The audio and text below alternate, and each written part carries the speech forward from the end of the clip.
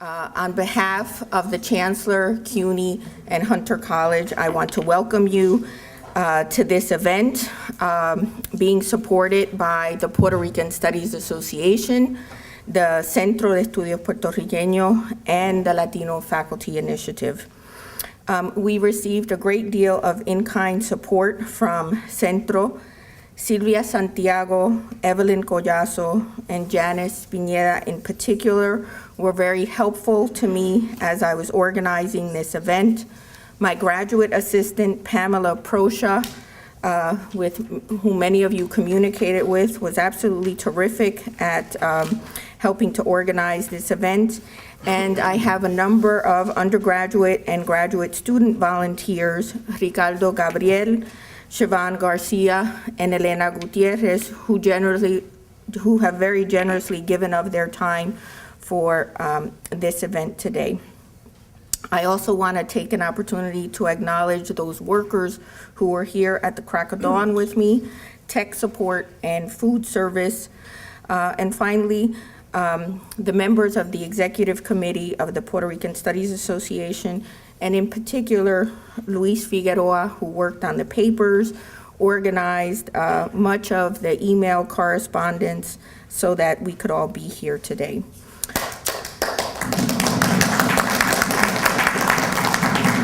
I'm here on behalf of President Jennifer Rapp and Provost Vera Rabinowitz. It is my pleasure to welcome you to Hunter College. However, I would like to take this occasion, this opportunity, to invite you to visit the new home for Central Library and Archives. Our new home has everything we imagined we could have. A beautiful reading room where we honor our legacy, 24/7 climate control facilities that meet the most rigorous preservation standards, more space, especially for the archives, and access to the Hunter College Gallery adjacent to our facilities, and the most advanced technologies for our staff to continue their excellent work. And it gets better. It's at 119th and 3rd Avenue.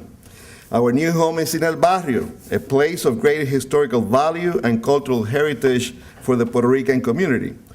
We celebrate our new home, a place that is of great significance for Centro, with a renewed commitment to our historical preservation and educational efforts. And let me say 2 words about that. First, the exhibit Labor is a unique tribute to the Puerto Rican heritage and to the historic preservation efforts to our organization. There is a beautiful catalog. If you haven't seen it, you need to take advantage of it. There is a beautiful catalog, and our colleague Juan Flores wrote a beautiful essay for that catalog. We also celebrated the first meeting of the 100 Puerto Ricans Committee. Let me tell you what this is. We gathered a group of friends and longtime supporters to work towards the goal of adding 100 collections to our archives of Puerto Rican individuals and organizations who have made a difference in the community. We need your help in making this goal a reality, and Edna Acosta is really involved with that, and we'll be happy to give you more information, as are all the Central staff in the audience. This November, we continue the celebration of our space with events commemorating the Puerto Rican Heritage Month. This year, we celebrate the lives of great Puerto Rican men and women who donated their collections to our archives: Antonia Pantojas, Clemente Soto Vélez, Fran Bonilla, and Pura Belpré. Centro produced a video for each of them, and they will be available to teachers and parents for use in the classroom and at home. I would also like to invite you to take advantage of the many research and historical preservation opportunities that we offer through the Centro Research Exchange. Small grants for collection of data for historical preservation, master's theses and dissertations, research support for a semester or the summer. We just started a program last summer that provides housing for students for the session, which is about a month and a half, each one of them. There are 2 sessions. So if you're a student and you're interested in using our archive, please come talk to us. We also have a postdoctoral residency, particularly for CUNY faculty. So if you're interested in any of that, we can give you more information during the day. On February 23rd and 25 at John Jay College, we will celebrate the IUPLR Forum, a 4th biennial conference. It's called the Siglo XXI Conference. It's called Forging the Future of Latinos in a Time of Crisis. This conference is co-sponsored by the City University of New York. Finally, I would like to extend my invitation to submit papers for two special issues of the Central Journal, one on religion and the other one on migration. We're also offering a free copy of the last issue of the Central Journal. It's on low-wage Puerto Ricans and economic opportunities, so please feel free to stop in our table there. I hope that today we have productive discussions and that the Central resources will serve to strengthen our collective endeavor. So muchas gracias por la oportunidad y let's get to work. My name is Roberto Márquez, and as president of the Puerto Rican Studies Association, and on behalf of all my colleagues in the PRSA, I want to welcome you to what is the first of our annual symposia and business meetings. Okay. And the theme of our symposium that inaugurates this series is Puerto Rican Studies for a New Century, Challenges, Prospects, and Possibilities. But before turning to introduce each of our several speakers, I want also to express our warmest thanks and appreciation, and thanks to all of those who have worked so hard to put this series in place, this inauguration in place. And I want especially to recognize Associate Professor Arlene Torres, okay, Director of the Chancellor's Latino Faculty Initiative of the City University of New York at Hunter, to whom we are especially indebted for helping us to secure and use these facilities, and facilities that are so convenient to our membership across the country and across the East. Okay. So, por favor, please join me in saying mil y mil gracias to Arlene and her colleagues here at Hunter and to the Centro as well.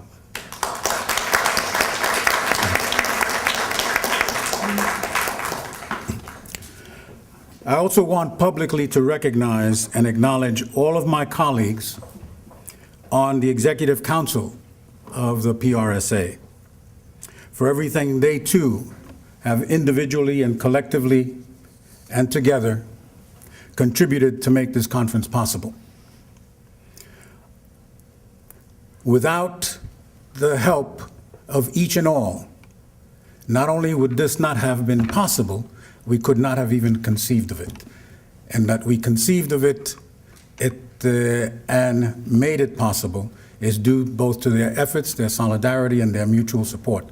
So please again join me in thanking my colleagues on the PRSA Executive Committee. And I want, lastly, but not at all least, to express my particular indebtedness and thanks and appreciation to our featured speakers today, all of whom agreed without hesitation and on a strictly pro bono basis, lo que es mucho decir, to lend their considerable intellectual power, presence, and personal prestige to this event, and to their solidarity to PRSA's ongoing mission, critically to examine the Puerto Rican experience and to promote the evolving and ever-growing field of Puerto Rican studies. Without that solidarity, without that support, and without their presence here today, we simply would not be able to enter into the discussion that we are going to be entering into today. Nuestras gracias, pues, a todos y cada uno de nuestros conferenciantes de hoy. Y sin much more ado, let's turn to the business at hand today, which is talking about the prospects and possibilities and challenges facing Puerto Rican studies in a new century. It's a topic that's both timely and consistent with our particular concerns as a Professional Association of Puerto Rican Studies, and timely also in that at the beginning of a new century, okay, the field must necessarily engage with completely new realities and much greater complexities than was the case at the beginning, as much as and as complex as it was then. Okay. We are, I think, particularly fortunate in having as featured speakers three of the most uncommonly capable and distinguished scholars in our field, each of whom comes exceptionally well equipped, thoughtfully and perceptively to address, assess, and critically discuss these issues, these prospects, challenges, and possibilities. Our first speaker, Edna Acosta-Belén, is a pioneer of Puerto Rican studies. Former president of the PRSA, and a member of the original founding group of the association. Edna is Distinguished Professor of Latin American, Caribbean, and U.S. Latino Studies, Latino and Women's Studies at the University of Albany, SUNY. Director of its Center for Latino, Latin American, and Caribbean Studies. She is also the co-founder and editor of Latino Research Review, co-editor of the Latinos Exploring Diversity and Change series of books published by Lynn Reiner Publishers. Edna is also the author, among many other works, of Puerto Ricans in the United States, a contemporary portrait with Carlos Santiago, and with Christine Bowes, Researching Women in Latin America and the Caribbean. Edna is a major and continuing contributor to the growth and ongoing development of our field. And she brings a wealth of accumulated knowledge and experience to our symposium's central subject today. Juan Flores, our second speaker, is a keen and sagacious student of popular, diaspora, and Afro-Latino cultures, and is no less an critically influential and seminal scholarly figure and activist in Puerto Rican and Latino studies. Juan is Professor of Social and Cultural Analysis in the Latino Studies Division of the Department of Social and Cultural Analysis at New York University. Winner of the prestigious International Casa de las Américas Prize for Insularismo e Ideología Burguesa, 1980.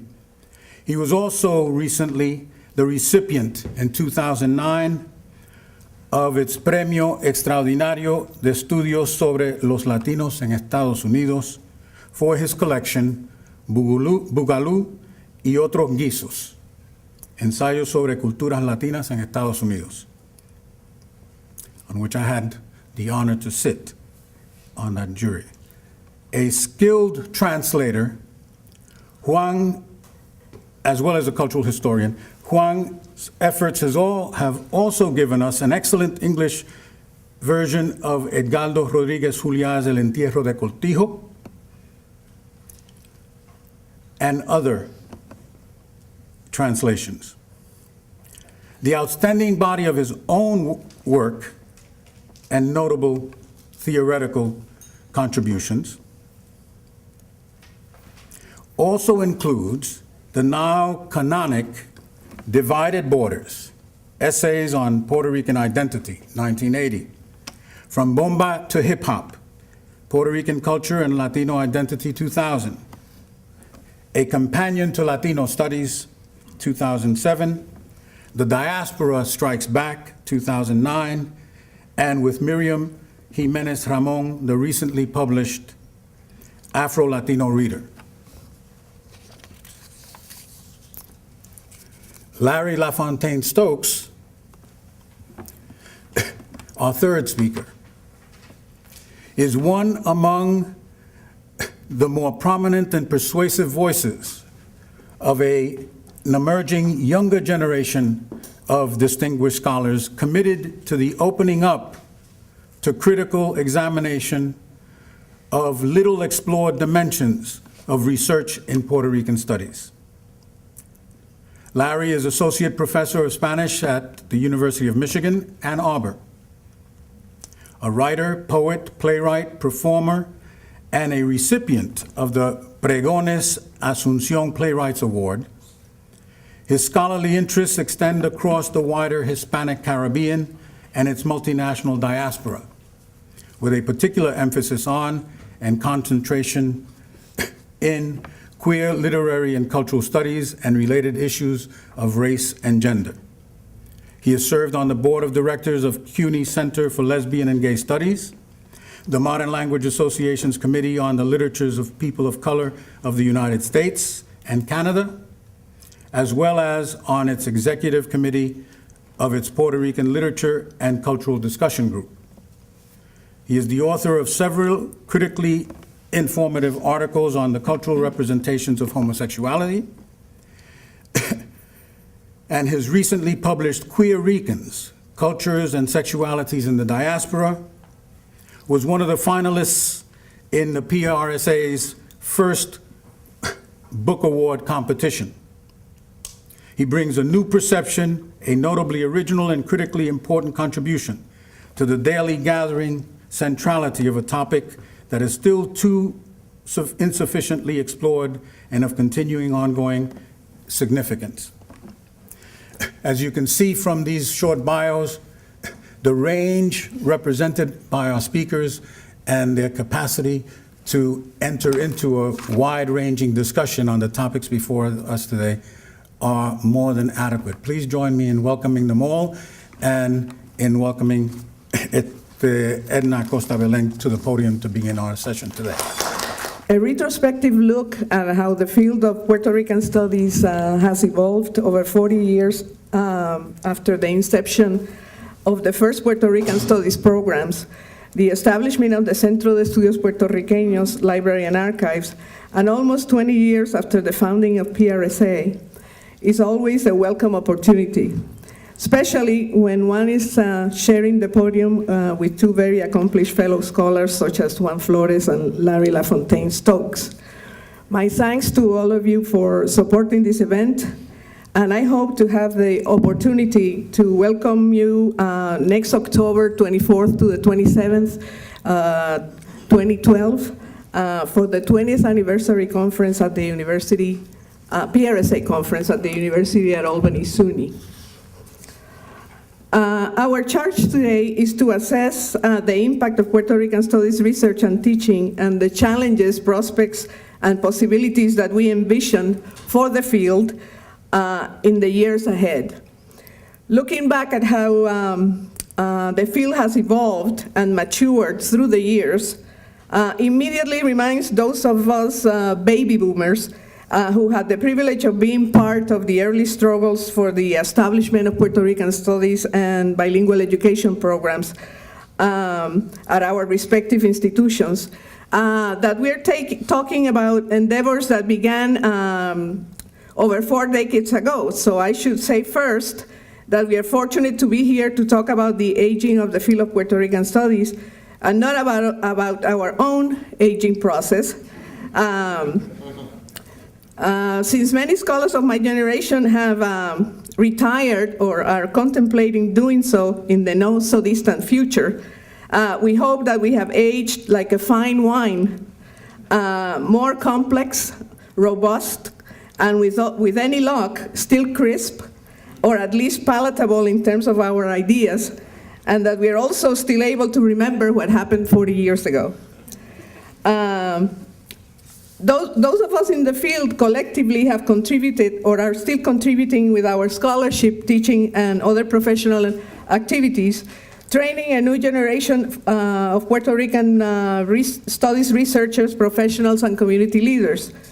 No longer do we have to primarily rely on the work that many Anglo and other foreign scholars of the past produced about Puerto Ricans, and which for the most part tended to primarily highlight the numerous deficiencies or problems of our communities, or on the work from island-based intellectuals which with some notable exceptions, which I'm sure we'll discuss later, for a long time ignored or showed very little interest in the diaspora, and when they did, tended to recycle some of the same debasing or stereotypical views about their fellow Puerto Ricans in the stateside communities, or deny them their legitimate claim to their Puerto Ricanness.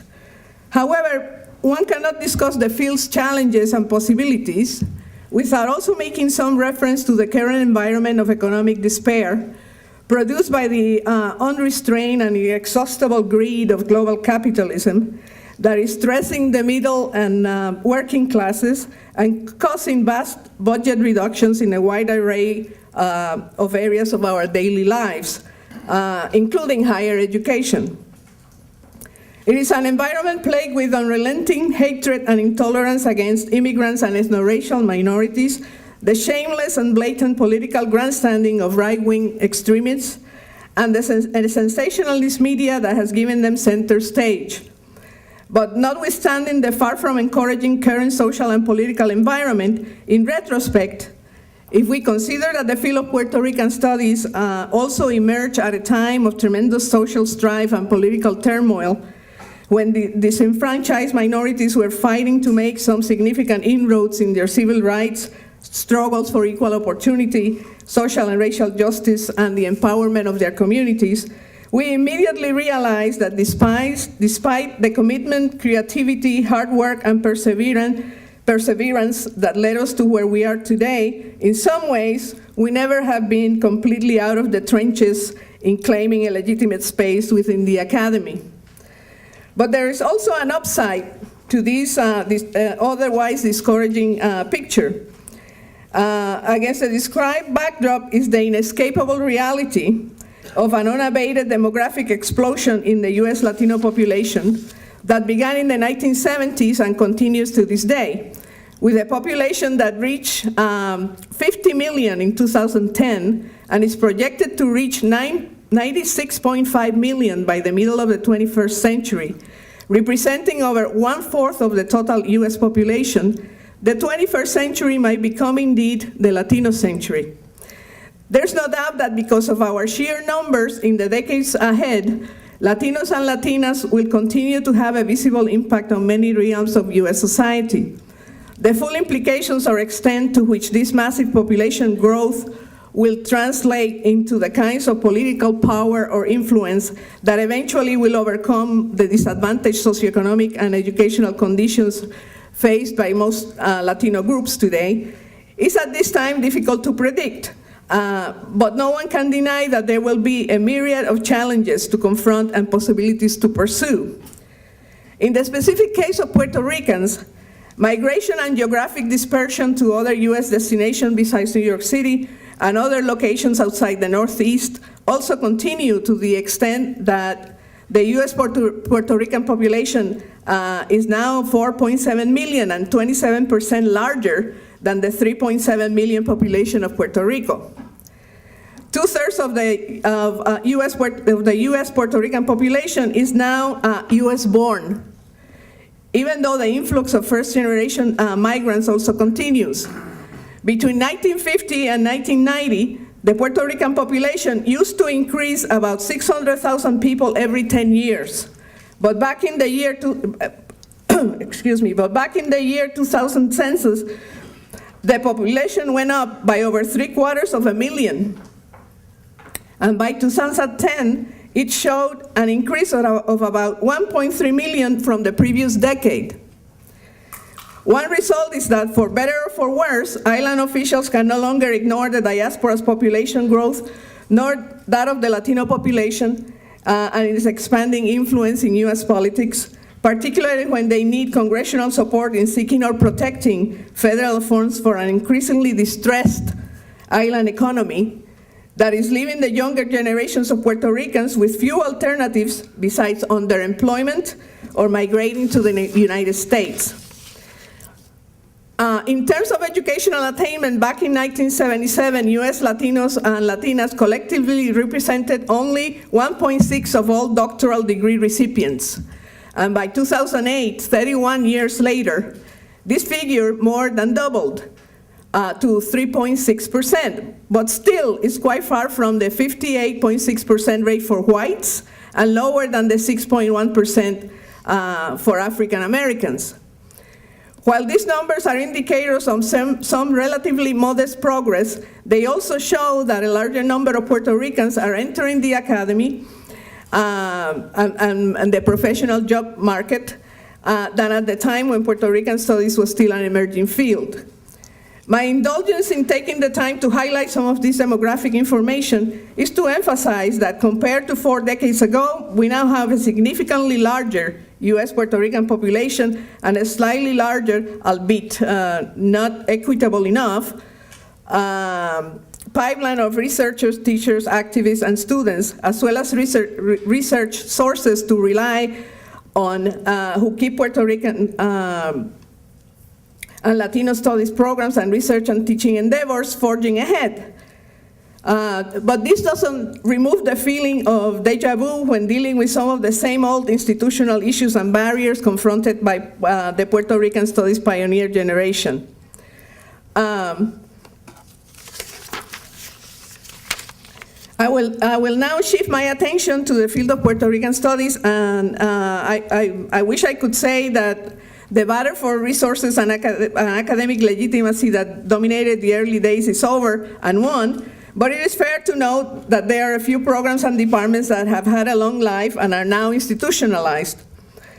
And as we well know, scholarship that focuses on the intersectionalities of race, ethnicity, gender, sexuality, class, and other sources of difference has contributed to significant paradigm shifts and knowledge transformations in most academic disciplines and have yielded a plethora of innovative research on these issues. Moving to some specific comments about how the field of Puerto Rican studies has developed, because of time constraints, I can only provide a cursory assessment of a few evolving trends and gaps in the production of knowledge about the Puerto Rican diaspora that in no way can do justice to the bulk of groundbreaking scholarship on U.S. Puerto Ricans produced in the past few decades. Thus, I will only mention a few areas that are closer to my own research interests, with the caveat that many worthy names will surely be omitted. It is not my main intention to provide an exhaustive review of the scholarship or focus on individual contributions, except to underline a few areas that illustrate some of the ongoing processes and ideas that currently are shaping the fields of Puerto Rican studies and Latino studies. Since the creation of PRSA in the early 1990s, we have witnessed the following. First, as I mentioned before, the tremendous growth of the U.S. Latino population, including Puerto Ricans. Second, the global and hemispheric integration of markets and increased interdependence among the northern and southern countries in the Americas. And the expansion of a global web of telecommunications and social networks that connect us to information and people almost anywhere in the world in an instant. Third, the impact of these processes on immigration, migration, and the strong transnational circuits and relations that Puerto Ricans and other Latino groups now maintain with their countries of ancestry. And fourth, and probably the most influential in terms of reconceptualizing Puerto Rican studies research and provoking interesting debates, is the adoption of postmodern, postcolonial, feminist, subaltern, and queer studies theoretical approaches for interpreting Puerto Rican realities and experiences. For those of us who were trained in the class and ideology-centered Marxist paradigm, these new theoretical tools allow us to overcome some of the limitations of Marxist analysis, especially regarding issues of gender, race, and sexuality. These new theoretical tools also allowed us to begin deconstructing some of the discursive vacas sagradas of the dominant island Puerto Rican intellectual tradition, and exposing some of its conceptual shortcomings, namely some of its androcentric, Hispanophilic, racist, heterosexist, classist, and essentialist tendencies, and I hope I didn't leave out any adjective. which had excluded many sectors of our population from our national cultural discourses. So focusing on the subjugated knowledges of those sectors has been a central aspect of the Puerto Rican studies scholarship of recent decades. In considering other ways in which some of the processes described before have shaped the fields of Puerto Rican studies, or for that matter, the broader field of Latino studies, in my opinion, one of the most notable changes is how during this period the interdisciplinary fields of ethnic and area studies began to find some common ground and promote a hemispheric approach to the study, I should say hemispheric and transnational approach to the study of the different experiences of Latino national groups. Those of us who were trained as Latin Americanists well know that the field of Latin American studies was infamous in maintaining a separation between the study of Latin Americans south of the border and U.S. Latino ethnic groups. In fact, for a long time, U.S. Latinos and Latinas were rendered invisible in Latin American studies scholarship, a field which back in the 60s and 70s was largely dominated by white scholars. Let me also add that now that some of the institutions that established Puerto Rican studies programs 40 years ago now have Puerto Rican/Latino ethnic studies programs, or have merged these programs with Latin American and Caribbean area studies programs under one unit. And at some institutions, they have even added the Spanish language programs into the mix. Before I run out of time, let me shift my remarks to describing some specific areas where I believe we have significantly advanced knowledge about the Puerto Rican diaspora, and point to at least a few gaps that, in my opinion, deserve increased attention from scholars. Cultural studies is one of the areas that has produced some outstanding work by scholars such as Frances Aparicio, Juan Flores, Raquel Rivera, and others in analyzing different forms of popular musical expressions such as salsa, hip-hop, and reggaeton that reflect the cultural interactions of Puerto Rican with African Americans and other groups of color in shared urban settings.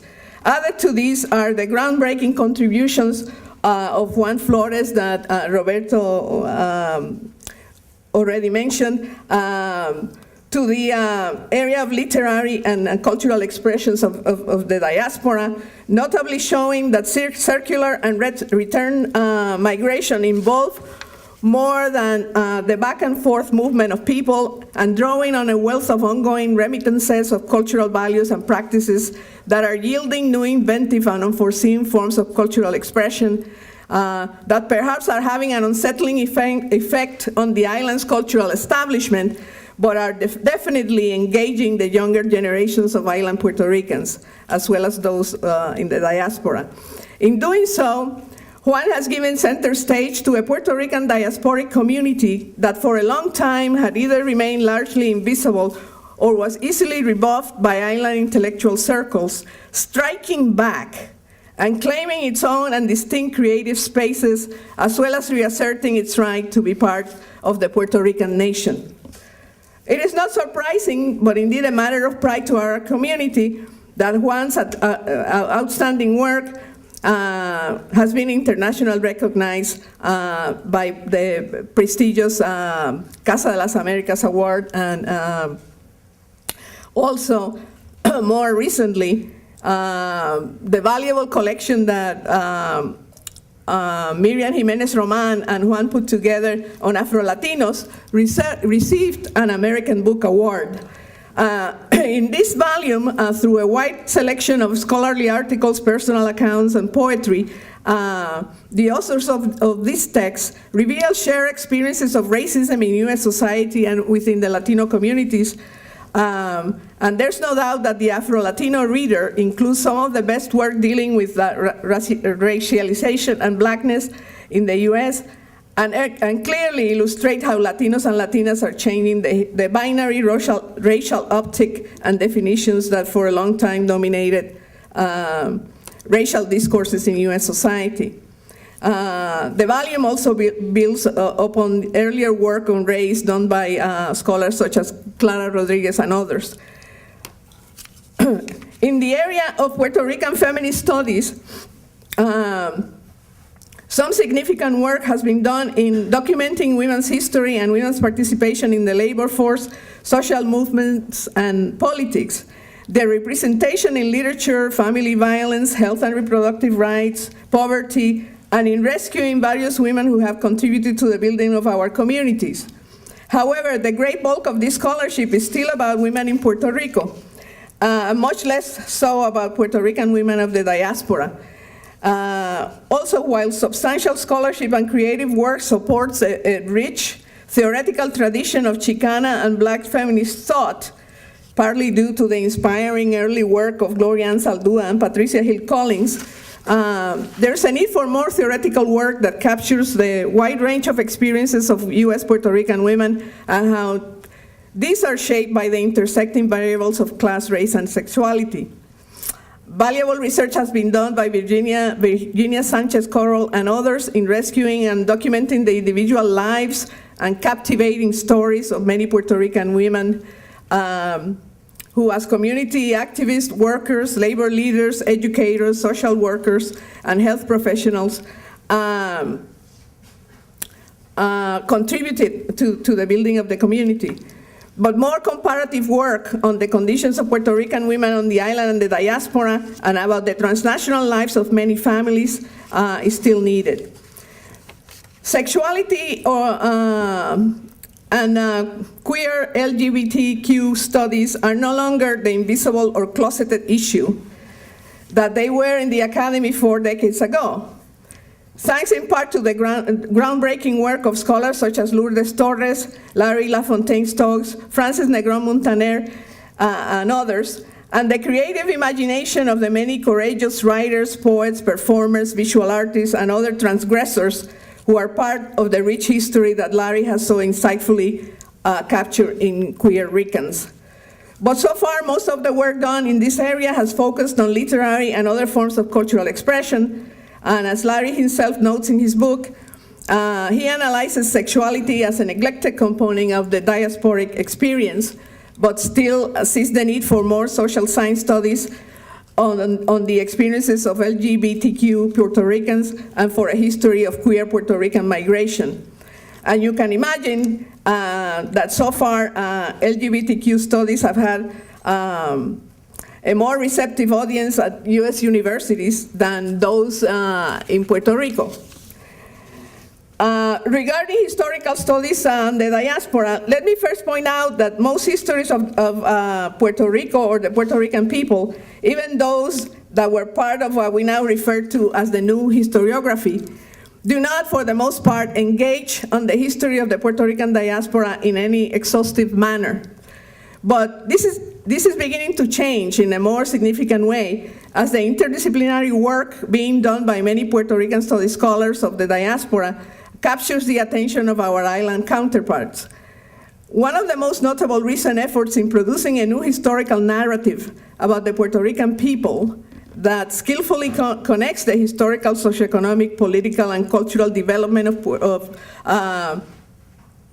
Puerto Ricans with that of Puerto Rico, with that of its diaspora is Puerto Ricans in the American Century by Cesar Ayala and Rafael Bernabe. In this book, the authors do a remarkable job in achieving one of their intended goals, and I quote, to move toward the history of both island and its diaspora as facets of a single historical process, end of quote. This book is also a good illustration of what can be achieved when Puerto Rican studies scholars based on the island and those based at U.S. universities engage in collaborative research. Do I have any time left? Yeah, okay. With the increased geographic dispersion of the Puerto Rican population and the growth of certain communities, scholars will hopefully shift their attention to documenting the formation of other growing but still largely ignored communities.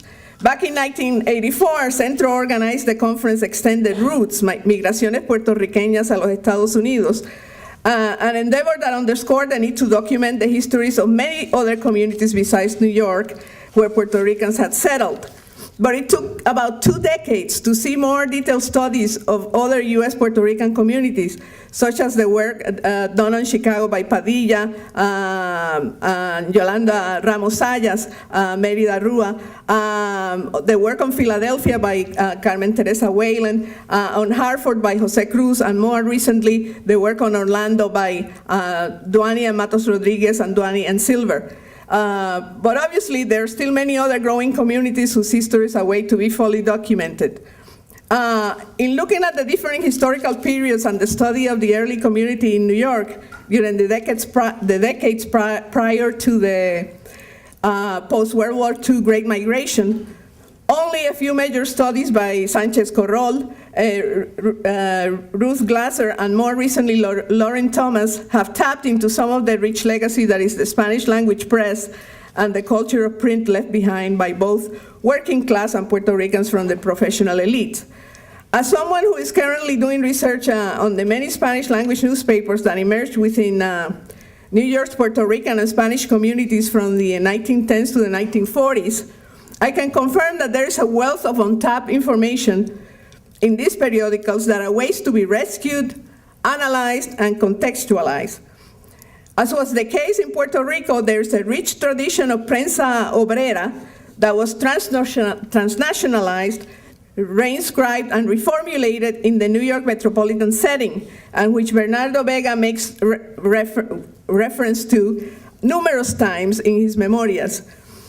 Through the newspapers they established in New York, Puerto Rican migrants created a flow of transnational remittances of ideas and shared experiences between the island and the early New York community that kept working class readers at both ends abreast of the trials and tribulations, but also the fighting spirit and small victories of Puerto Rican and Latino workers in New York City, other U.S. localities, and Puerto Rico.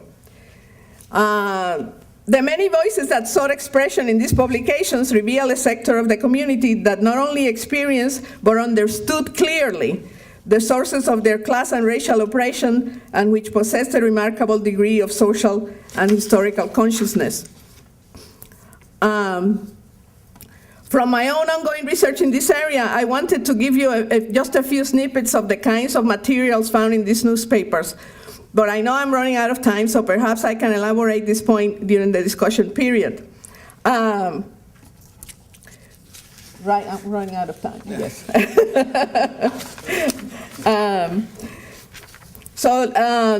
Let me just say that we are gradually expanding our knowledge about this early period of community formation from the Spanish language press, and some of the collections donated by migrant pioneers to the Central Library and Archives. But the challenge of unearthing and contextualizing the events, actors, and issues that dominated this early period of community formation continues to be full of challenges and possibilities. First, because it enhances our understanding of past oppressions and experiences confronted by Puerto Rican migrant pioneers.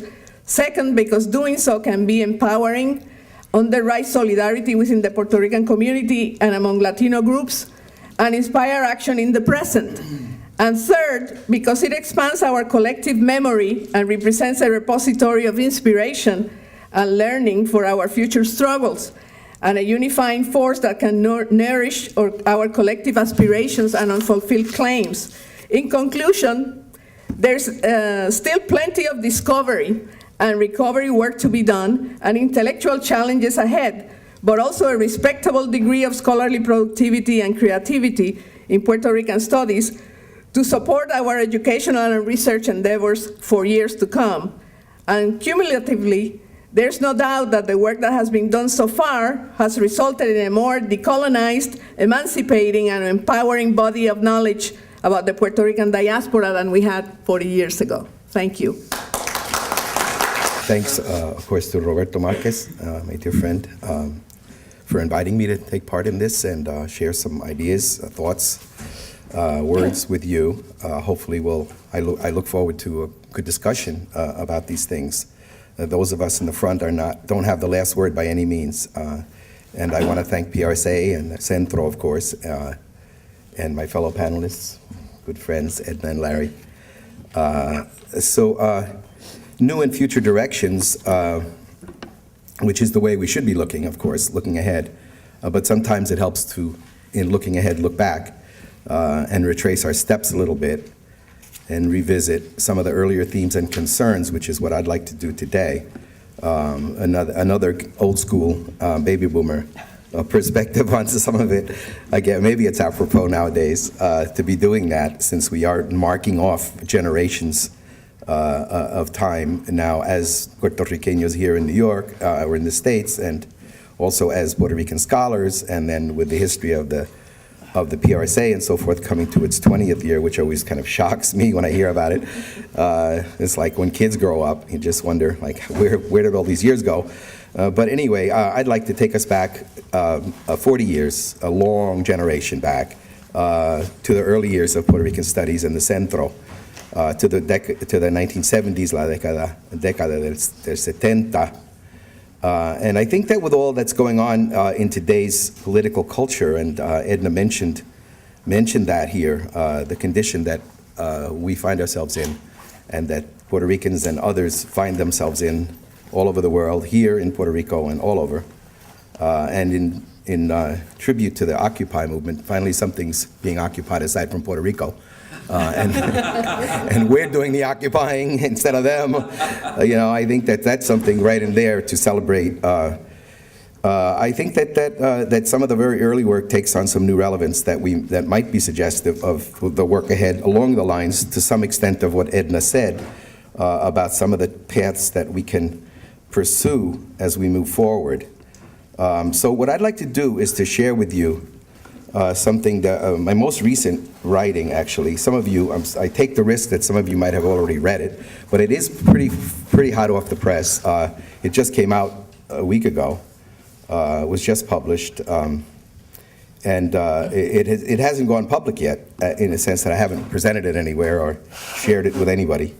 So I'd like to read the essay that was mentioned earlier from Labor, from the catalog of the exhibit, which I strongly recommend you go up and check out at the new space of the library, Central Library. And Antonio Martorell and the other artists were so kind as to ask me to write the introduction to the catalog. And I certainly the theme of labor was attractive to me as something that I think is always should be at the front of our agenda, right at the top. So what I'll do is I'll read that for you and see what you think. And if you have read it already, I'm sorry. I hope it doesn't bore you too much, and maybe I'll be able to bring it to life by having it in live voice. Without permission, they worked 10 days a week and were only paid for 5.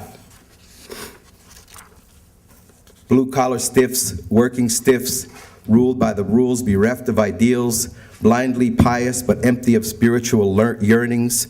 They go about their endless labor not knowing what they are producing or even who they are. They worked, and they died. Pedro Pietri's poem, Puerto Rican Obituary, 1973, from which these lines are taken, may rightly be considered the anthem of the Puerto Rican diaspora. So many Puerto Ricans relate to it and embrace it as their own in a deep personal way, because they recognize themselves and their own lives in its unforgettable verses. They identify themselves, or those close to them, with those common names listed insistently in the recurring refrain: Juan, Miguel, Milagros, Olga, Manuel, all died yesterday and will die again tomorrow. It's a naming of the nameless, a celebration of Puerto Rican lives in the United States, and yet, as the title announces, it's actually about death, life in death and death in life. It's a redemption song as obituary. What most couples this remarkable text with Puerto Ricans is the hounding, nagging focus on work, labor, and trabajo, working to sustain your life and working yourself to death.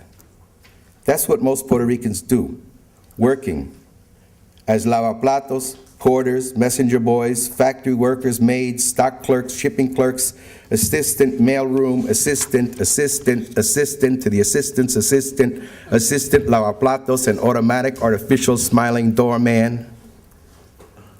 We chuckle because the poetic voice is so contagiously funny and bitingly ironic, and yet it is at the same time so accurate in identifying the most mundane, dehumanizing forms of human labor as those immediately defining of Puerto Rican social identity in the United States. It is alienated labor, made even more intensely so, of course, by the deeply hostile social environment facing migrants from a colonial country who have come to live in the metropolis. For the impoverished worker, labor under colonial conditions spells what has been called, referring to slavery, social death. And as the seminal Martinican thinker Frantz Fanon describes it, colonial mentality. The Center for Puerto Rican Studies entitled its most important book publication, Labor Migration Under Capitalism. Pedro Pietri's Puerto Rican obituary captures and gives eternal voice to migrant labor under colonialism. Sale loco de contento con su cargamento para la ciudad, ay, para la ciudad.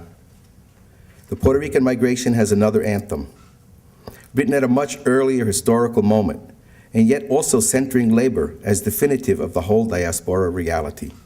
Rafael Hernández, the foremost Puerto Rican composer, wrote and recorded Lamento Borincano in New York in 1929, on the eve of the Great Depression. It is indisputably the best-known song in Puerto Rican music, narrating, as it unforgettably does, the heart-wrenching story of the humble peasant, El Jibarito, carting his produce to sell in town and finding the marketplace desolate and abandoned, leading to the immense sadness of his return home, heavy of heart, and his cart full of unsold goods. Y triste el Jibarito va, pensando así, diciendo así, llorando así por el camino. Here again, as in Pietri's poem, the tone is far from celebratory and life-affirming. The solemn chords of the obituary here resound as a lamento, in both cases mournful, elegiac, evocative of profound human loss and tragically dashed hopes. And in both cases it is labor and the reality of exploited workers confronting conditions far beyond their control that lies at the heart of Puerto Rican social reality in the diaspora. Bernardo Vega, the greatest chronicler of the Puerto Rican migration, speaks with emphasis and admiration of Lamento Borincano, resounding from tenement windows and storefronts in El Barrio in that fateful year, an era of foreboding for all Latino migrants and all working people. And Jose Luis Gonzalez, one of the most admired 20th century Puerto Rican authors, who wrote gripping stories about the life of Puerto Ricans in New York during the 40s and 50s, famously called Rafael Hernández's canonical composition the first Latin American protest song, directed against the collapse of world capitalism and its devastating impact on working class people everywhere, particularly Latin American workers. Once again, as in Puerto Rican obituary, the plaintive elegiac tone and jarring human images serve to evoke deep sympathy and a sense of that proverbial Puerto Rican ay bendito, but also solidarity, and by the end of each text, a determination to awaken and celebrate with pride a collective Puerto Rican identity in spite of and in the face of crushing adversity and exploitation. Puerto Rican Obituary and Lamento Borincano, two artistic works of transcending symbolic significance in the Puerto Rican diaspora, were composed at two distinct moments in the history of the migration, and thus also serve to frame that history. The sad song of the Jibarito brings us back to the 1920s, the beginnings of the community's formation when the main economic and labor base of the migratory process was agricultural and artisanal. Colonial capitalism rested on ownership and control of the land and landed peasantry, and of small domestic and cottage piecework production in tobacco, coffee, and needlework. As Bernardo Vega so masterfully documents in his Memorias, the earliest Puerto Rican enclaves of the later 19th and early 20th century were comprised largely of cigar rollers, house painters, typographers, and other artisans, along with agricultural workers from the huge American-owned sugar plantations, the well-named factories in the field. Pedro Pietri's elegy for his imaginatively deceased working stiff compatriots dates from around 1970, a full 4 decades later, when industrial and all manner of service work underlay the migratory exodus and diasporic community formation. The drastic alienation of rigidly clocked, robotic proletarian labor, evoked and simulated so indelibly in Pietri's haunting verses, finds its correlate not so much in the immigrant ethnic enclaves of earlier times as in the scenes of abandon and neglect characteristic of the modern-day urban ghetto in post-World War II period, inhabited by largely unskilled working-class families of the Puerto Rican mass migration since the later 1940s. 100 years of Puerto Rican life in the diaspora thus span pre-industrial, industrial, and post-industrial labor, and the social experience of old, new, and contemporary global immigrants to the United States. The unifying theme of labor is thus key for an understanding of the Puerto Rican migration and community formation in the United States. It is essential as a guide to any adequate analysis of that collective experience in a way that centers on the life of the overwhelming majority of the population and its crucial links to the cultures and struggles of other communities. Without that conceptual grounding in labor, all of the usual distortions and misrepresentations ensue, such as the desperate and vain attempt to save Puerto Ricans from the stereotype of poverty, highlight their successful upward mobility, and thus disengage them from the defining economic condition of the majority. Alternatively, there results the familiar derogatory image cast on that same population as parasitic, welfare-dependent, criminally inclined lumpen proletarians, as so notoriously expressed by both mainstream U.S. social science with its culture of poverty thesis, and by the cultural and educational elite from the island with its idea of cultural genocide and requiems. Once again, the Puerto Rican immigrant community is thereby disconnected from its relation to labor and working class circumstance and cast in a wishfully positive or condescendingly negative light. In both cases, the corrective is to treat the concept and social practice of labor as central to an accurate representation and analysis of the Puerto Rican working class diaspora. Looked at more closely, the idea of labor has 2 different fields of reference, each with 2 divergent valences or connotations. That is, the self-same word labor can refer to productive activity and to a social group or class. It can mean work, productive labor, or it can mean the working class or workers' movement, as in the Spanish adjective laboral. We have seen how, in its first reference as activity, it can be extremely negative, an oppressive, dehumanizing, alienating process which can amount to a sense of death in life. In its second field of reference as a social group, labor can imply the exploited, helpless, and hopeless masses, bereft of all creativity and social agency, what Pietri means when he titles another writing, "The Masses Are Asses." In both of these cases, an obituary or a lament is in order. However, while this negative sense is the primary emotional and experiential impact generated by both Puerto Rican obituary and Lamento Borincano, each work issues a supremely liberating, redeeming outcry, thus bringing out the opposite valence or implication of labor as an idea or experience.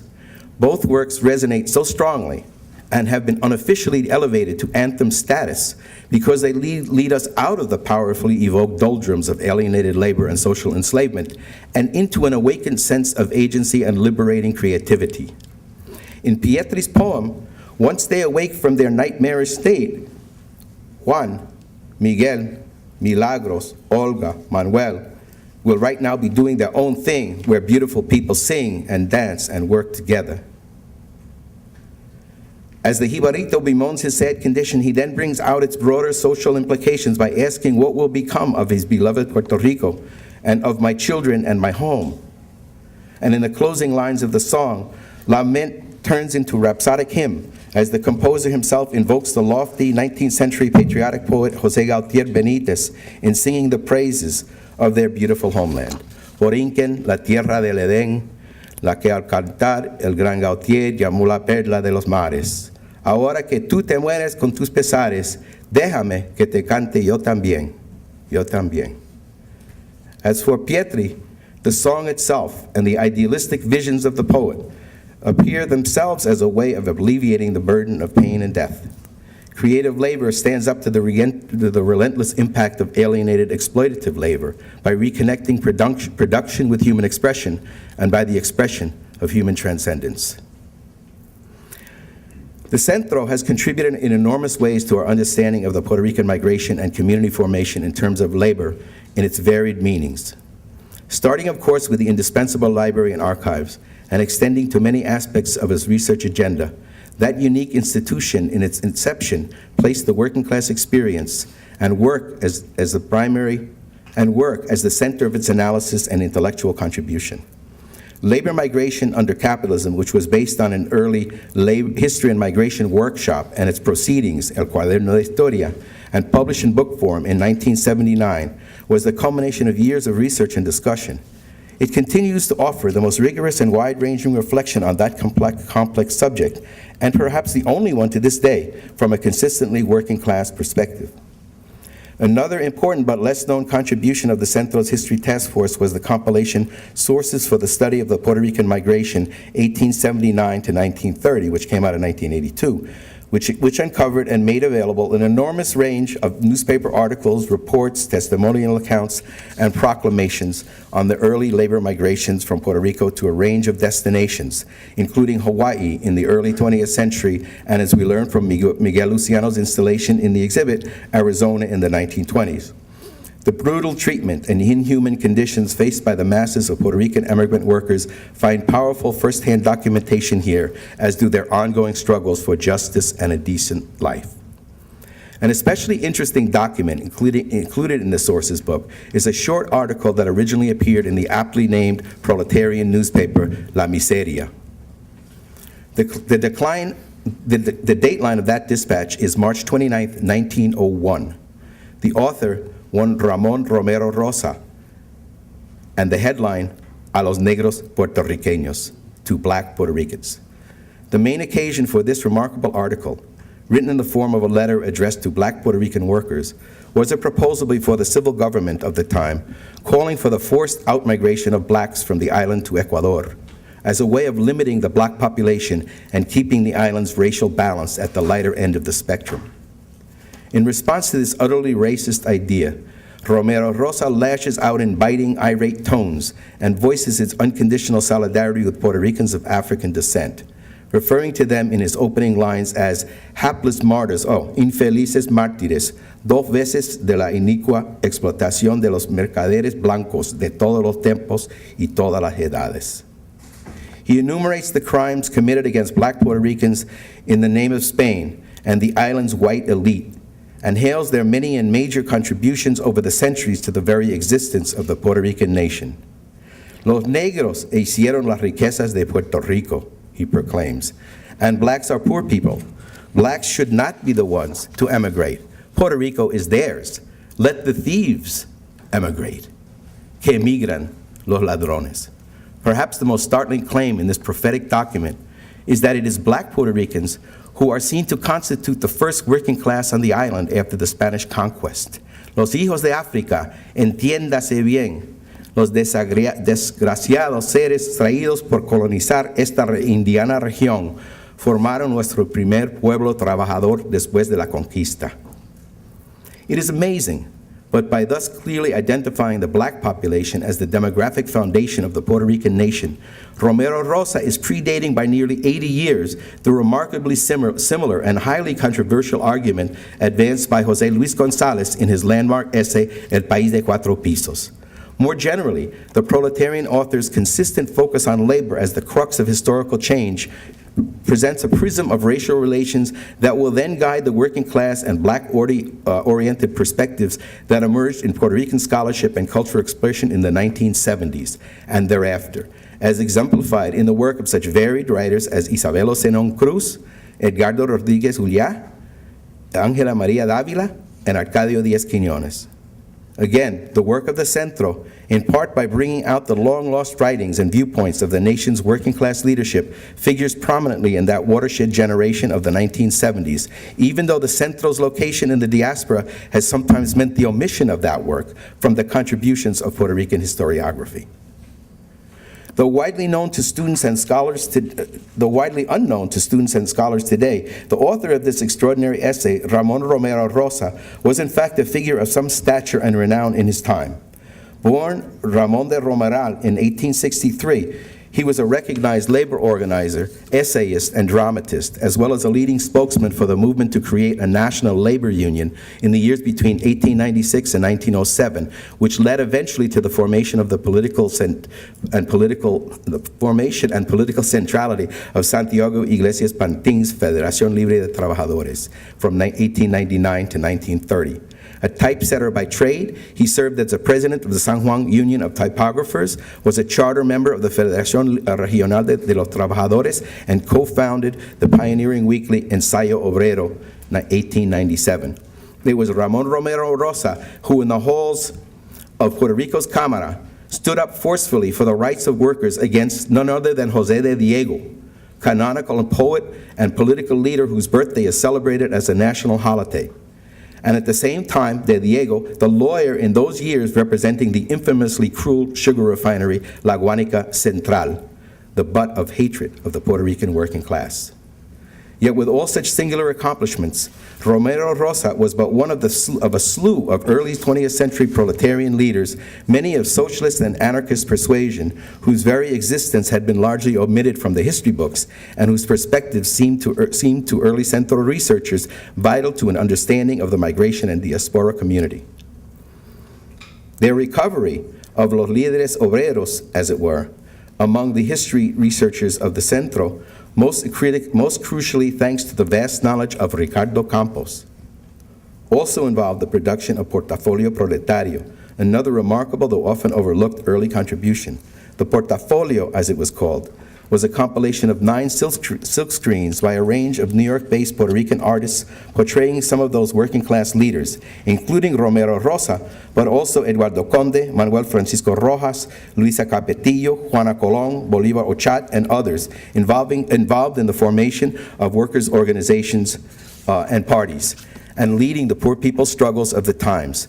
The Portafolio is still available as part of the Centro Archives collection.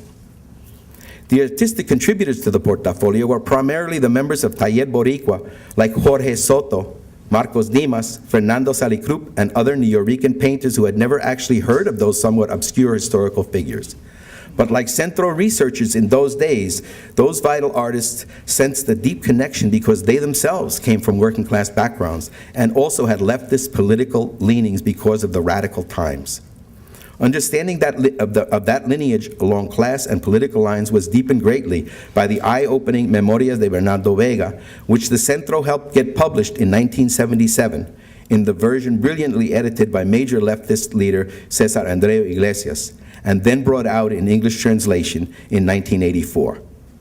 There, the fundamental significance of labor and class to the history of the Puerto Rican diaspora stands out in sharp relief, as does the continuity between that early 20th century proletarian culture and life in working class communities in the United States. The life and writings of Bernardo's slightly younger co-poblano and fellow tabaquero Jesus Colón furthered that new perspective on Puerto Rican history and migration. Again, Centro was instrumental in making for a new edition of Colón's moving and enlightening book, A Puerto Rican in New York, published in 1961, but written mainly in the 40s and 50s.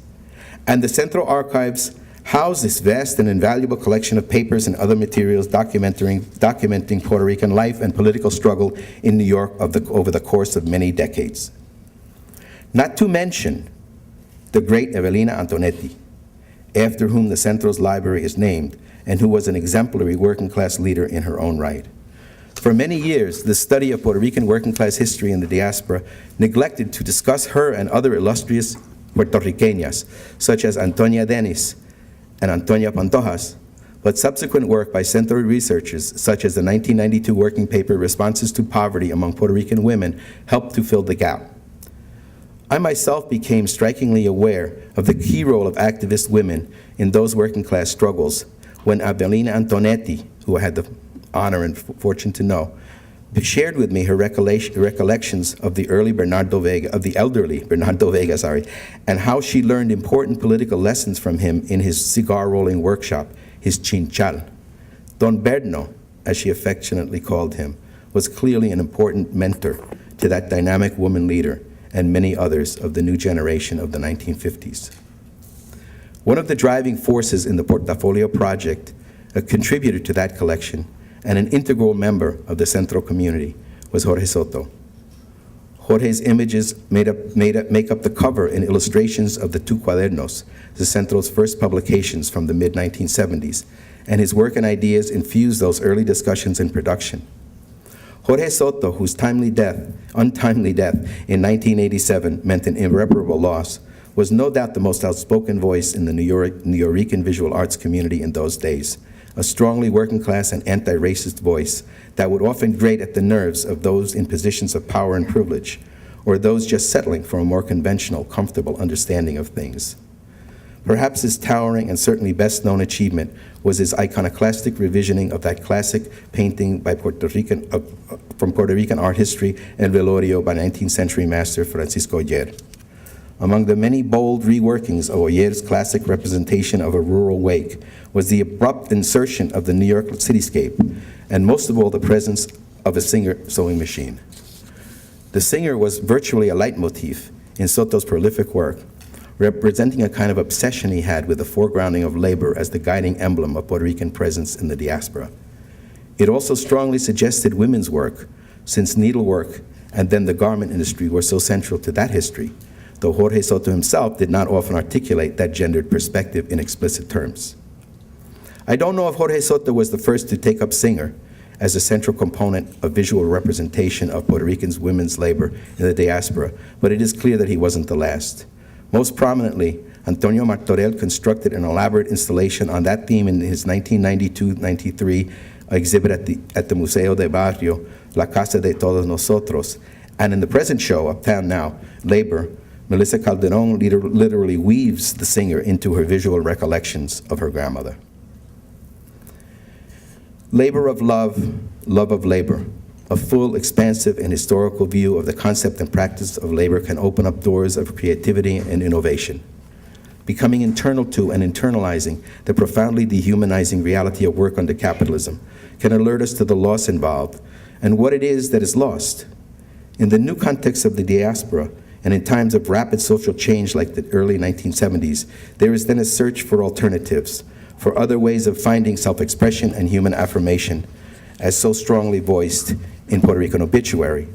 The historic anthology Nuyorican Poetry, 1975, edited by Pietri's contemporaries Miguel Algarín and Miguel Piñero, is animated by just such a probing.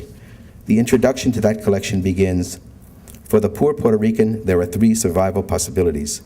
The first is to labor for money and exist in internal debt. The second is to refuse and to trade hours for dollars and to live by your will and hustle. The third possibility is to create alternative behavioral habits. It is here that the responsibilities of the poet start, for there are no alternatives without a vocabulary in which to express them. The poet is responsible for inventing the newness. The newness needs words never heard before or used before. The poet has to invent new language, a new tradition of communication." That was a quote from them. And Iris Morales, one of the vocal leaders of the Young Lords Party, sees the role of revolutionary militant as a new alternative for Puerto Rican women. "You know," she wrote in those same years, "there used to be only 4 choices for the Puerto Rican woman: housewife, prostitute, or drug addict, and then, when society needed more labor for its sweatshops, she would become a worker. Now there's a new choice open to her that threatens the very existence of the family and the state itself, the revolution." Humanity is supposed to manifest and express itself in work, in productive labor. And yet the way production is set up for most Puerto Ricans and workers in general, there is no humanity left in either the process or the product of their labor. No creativity or innovative signature which would indicate freedom to determine one's own movement in the world. For truly productive labor, like artistic creation, is in some essential ways about movement, about not stagnating or being coerced into immobility and passivity. In Puerto Rican Obituary, Pedro Pietri attests to and enacts that social paralysis resulting from exploitative labor, the "they worked and they died" syndrome. But in the flow of the towering poetic text, Pietri also generates movement, agency, and transcendence, thanks to the sheer evocative power of his words and images. Such is the effect of another Pietri poem, one of my personal favorites, but much less known, from his volume Traffic Violations of 1983. The poem, No Parking at Any Time, is an outcry against stagnation, against standing still and staying put and accepting the usual directionality, syntax, and sequence of things. Here, to conclude my comments, are a few wild, surrealist stanzas of vintage Pietri, who even seems to make a sly cameo appearance in the final lines as one of the unpublished poets. No parking at any time. The autumn leaves are extremely yellow with orange blessings. Everybody walks in slow motion, balancing imaginary beer cans on their heads, yawning with every step they reluctantly take. Portable radios, the size of refrigerators, are heard blasting the eardrums of the wind. Blind gentlemen assist young ladies with 20/20 vision across the street. A deaf-mute tries to sell a loose joint to an unemployed priest. Unpublished poets dodge rocks the river throws in their direction. Gracias.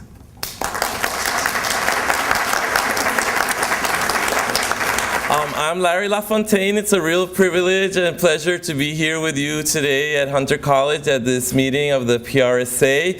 I want to thank Roberto Márquez, Arlene Torres, and Luis Figueroa for inviting me. Obviously, it's also a privilege and honor for me to be sitting on a panel with Edna Acosta-Belén and Juan Flores. So I'm going to be sharing a PowerPoint and talking to you about, 125 years of queer cultural representation and scholarship in 20 minutes. So we're going to go through that a little quickly, but I am happy to follow up via email or in Q&A, and obviously to refer. You're going to be seeing some of the names and some of the key books in this field. Some of the things that I am going to talk about are widely known. Others are much less known, but hopefully will be better known by the end of this session or in the future. And I'm going to be building on what Professor Edna Acosta-Belén mentioned about the development of queer studies as part of Puerto Rican studies, or what some of us have been calling Puerto Rican queer studies, right? The specificity of the engagement, or the intersection between these two fields, but very much organically growing from what Puerto Rican studies is, addressing the specificity of LGBT experience, of sexual difference, of gender difference, and how those inform the lives of Puerto Rican people on the island and elsewhere, our history, our culture, and our society. So, first slide. So some basics of Puerto Rican queer studies, which, as Professor Edna Acosta-Belén mentioned, can be considered a new intellectual formation, which we are just thrilled that is coming into being, becoming articulate, and growing by leaps and bounds, even though it is also profoundly unknown, not recognized by many people, and worse than not recognized, there is enormous resistance against acknowledging and incorporating some of these perspectives, particularly from people who on the one hand might be profoundly homophobic or lesbophobic or transphobic, or are just suffer from negligent lack of interest, right? They think it's nice for you to do it, but I don't have to do it because I do something else. So queer Puerto Rican studies are growing, they are present, they have been around in a scholarly form for maybe 30 years, but obviously cultural productions and historical representations, the phenomenon of marginal sexualities and transgressive gender goes to the times of the indigenous populations, the conquest, the Inquisition, and this can be traced in colonial documents, in religious documents, in juridical documents, but people haven't been doing that work. So maybe some of you will be motivated to continue to do that and research that. Right now, we have significant number of literary, culture, and scholarly works, but very little general awareness of the richness of the field. We have an uneven development concentrated in literary and cultural studies, epidemiology, and public health, specifically the very vast literature in public health about HIV and AIDS, and also in psychology and education. For example, at the University of Puerto Rico, there's numerous dissertations about homophobia among student groups. There is some work on activism and on history. But there is an enormous need for a lot more, and there is a lot more need for further integration and recognition in the broader field of Puerto Rican studies. Next slide, please. So what should queer Puerto Rican studies address? They should address, and do address, an analysis of homophobia, lesbophobia, transphobia, and other forms of prejudice and discrimination. And some of the images I will be sharing today are examples, historical examples of homophobic statements, homophobic works of art, which we can reinterpret, understand, frame in their cultural context, but also criticize. We are at liberty to criticize the limitations and prejudices of Puerto Ricans and non-Puerto Ricans in the past. Queer Puerto Rican studies, or Puerto Rican queer studies, that's a big question, which word should become first, is an analysis of the specificities of Puerto Rican sexuality, society, and culture. And it involves or entails knowledge of the long history of sexual difference and gender variation and its historic, cultural, and political manifestations. Next slide. So we can start in many places, but today I wish to start with Federico de Getao, the first resident commissioner to Washington, D.C. after the 1898 invasion of the island. But of course, as a person who was born in 1962 and educated in Spain and started to publish in Spain in Spanish before even Puerto Ricans imagined themselves as future subjects of American empire, he wrote a novel called El Secreto de la Domadora, the female lion tamer's secret. And of course, what was her secret? Venture a guess? She's not a lion. She was a man. And the protagonist and narrator of this story, of this novel, who is a Hispanic person of no describable Puerto Rican background, becomes fascinated and obsessed with this young, beautiful, sad female lion tamer, and then discovers that in fact this is a young boy that has been cruelly snatched away from his mother and forced to work as a lion tamer in a circus, but which nevertheless does not explain or account for the complexity of attractions, emotions, and interests in a novel published by a Puerto Rican author in 1885. Next slide. Bernardo Vega has been mentioned several times today as one of the pioneers of Puerto Rican experience in the United States. His memoirs are a fundamental contribution and part of our history in the United States. They are also a record of homophobia. And as you might recall, Bernardo Vega describes arriving in the United States in 1916 in the Bay by the Statue of Liberty and throwing his watch overboard because of fears that he would be considered effeminate, and not wanting to transgress that gender line, not wanting to confuse people about his sexuality, insistent upon all things in defending his masculinity, he throws away a valuable possession and describes this candidly, obviously in a moment where talking about your fear of gender transgression and of sexual difference would not have been a political preoccupation, at least not to him. Bernardo Vega is also fascinating because he mentions Luisa Capetillo, another extraordinary leader, feminist, and homophobe and lesbophobe, who in her book quite candidly talks about her disagreement, profound disagreement with women establishing relationships with each other, even though at the same time Luisa Capetillo was defending free love, the coming together of heterosexual couples with one another without interference of the government or the church. In 1924, José Isaac de Diego Padró is going to publish his first version of the novel that then becomes Embabia.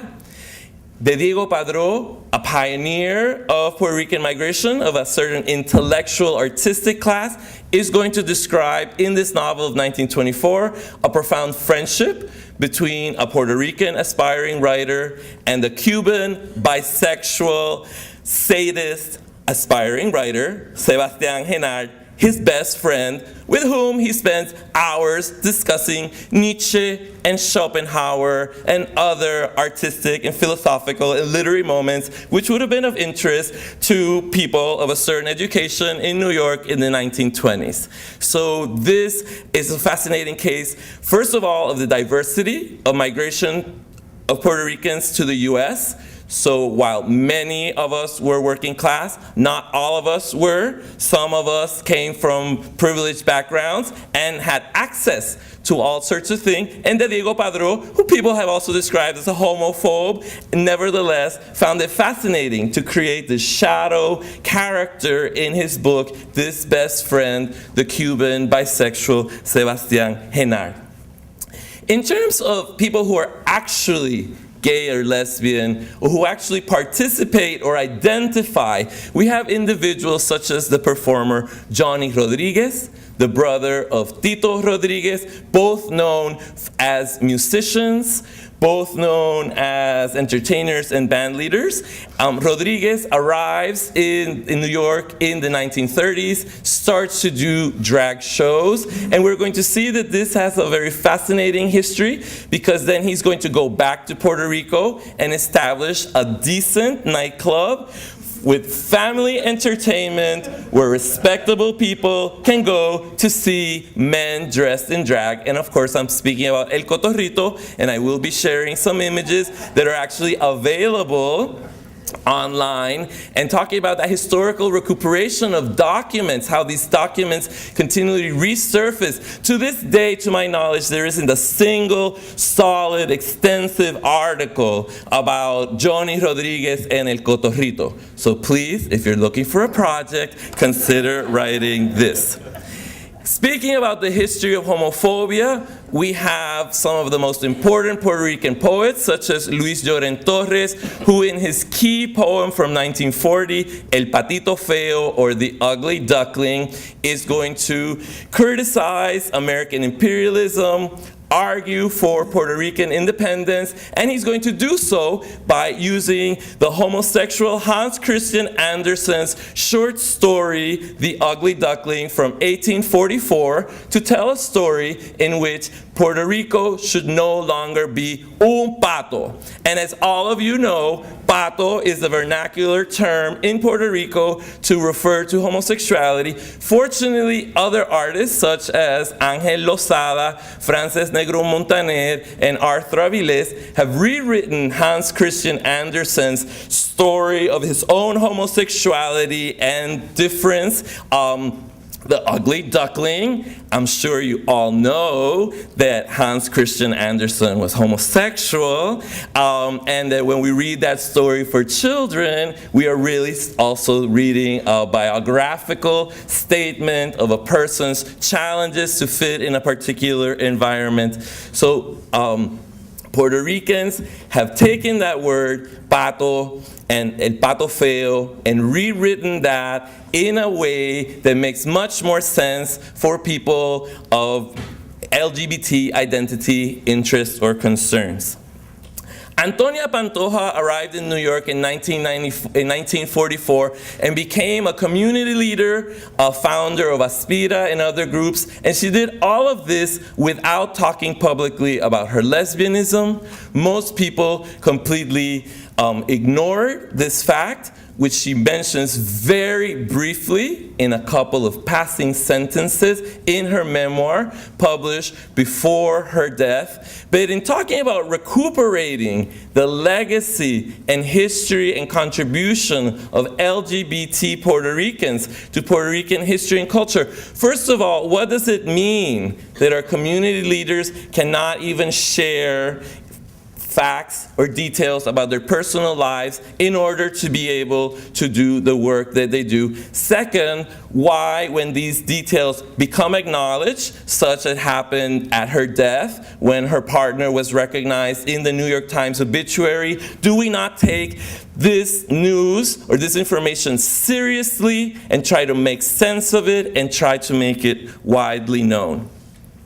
Entertainers such as Mirta Silva were also lesbian. Her lesbianism, which was the subject of rumors and gossip, in fact, from a person who loved to share rumors and gossip and made her celebrity from talking to a crystal ball, her lesbianism has also been seen as a profound mark of her objection, the rejection she experienced in Puerto Rico and the United States. And people like the scholar Licia Fiolmata at Lehman College are doing absolutely fascinating work, doing psychoanalytic readings of her life, her songs, and her performances, trying to understand her life experience as a lesbian woman who was not able to talk about this publicly in a historical, cultural context where this would not have been acceptable.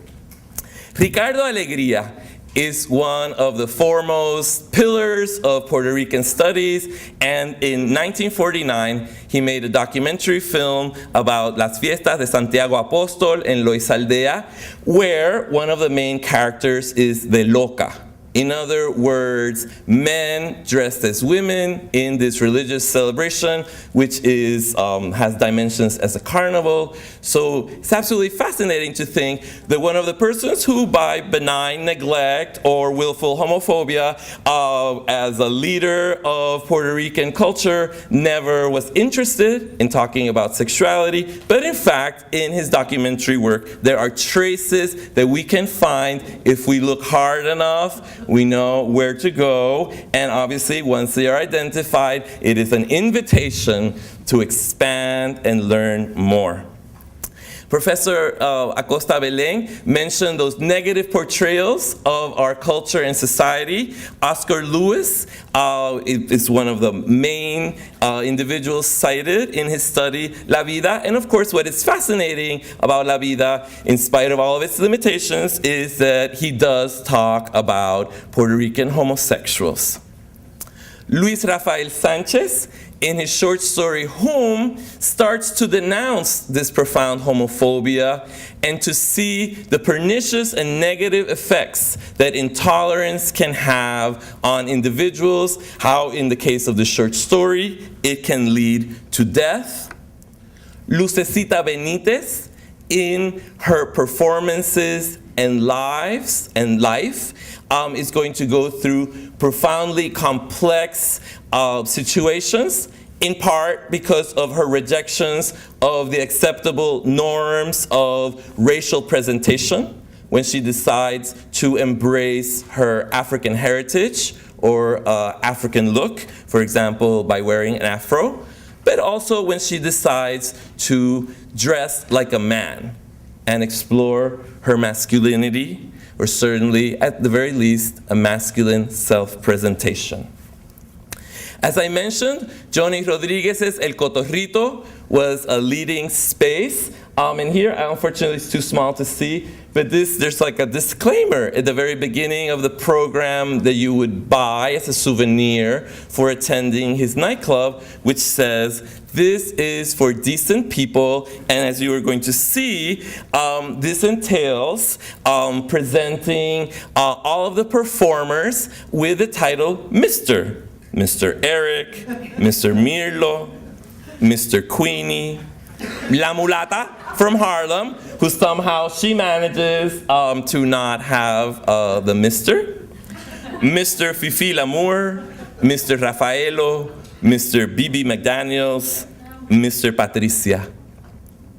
Piri Thomas, whose death we lament profoundly, his recent death, in Down These Mean Streets tells us about the complexities and differences of Puerto Rican sexualities and how for masculine acting men who identify as heterosexual, who are attracted to women, it is not a problem, or at certain moments or in certain circumstances, it is not a problem to have sex with men, although those effeminate men who they have sex with are profoundly objected, rejected, and seen as inferior.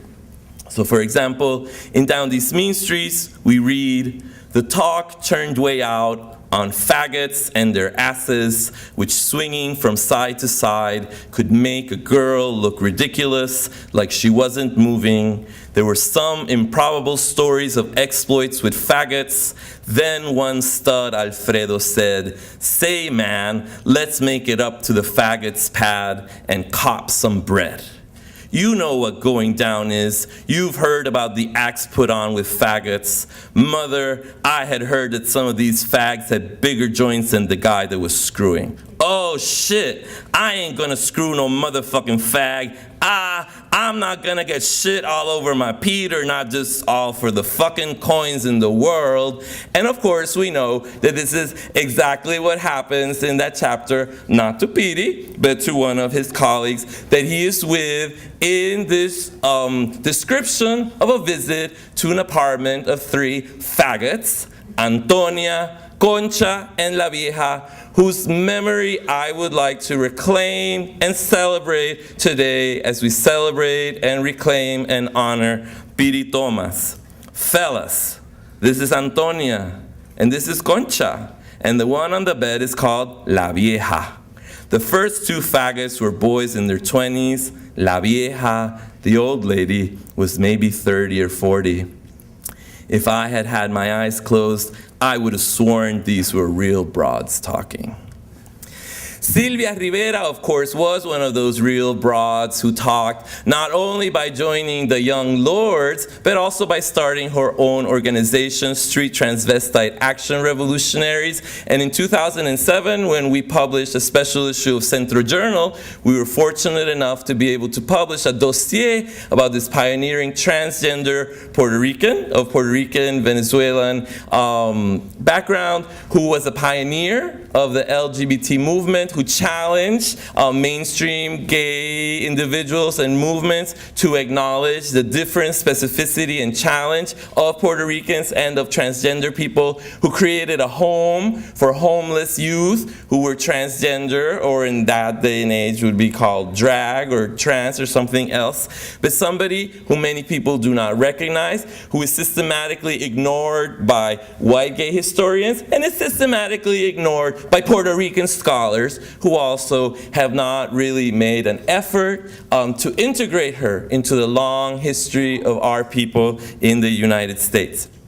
At the same time that Silvia Rivera is doing her activism in New York, the criminalization of sodomy, or the rewriting of the penal code in Puerto Rico is leading to establishment of activism by the Comunidad de Orgullo Gay in 1974, and their newspaper Pa Fuera is a key document which allows you to access this period and all of the debates and concerns and issues that were going on.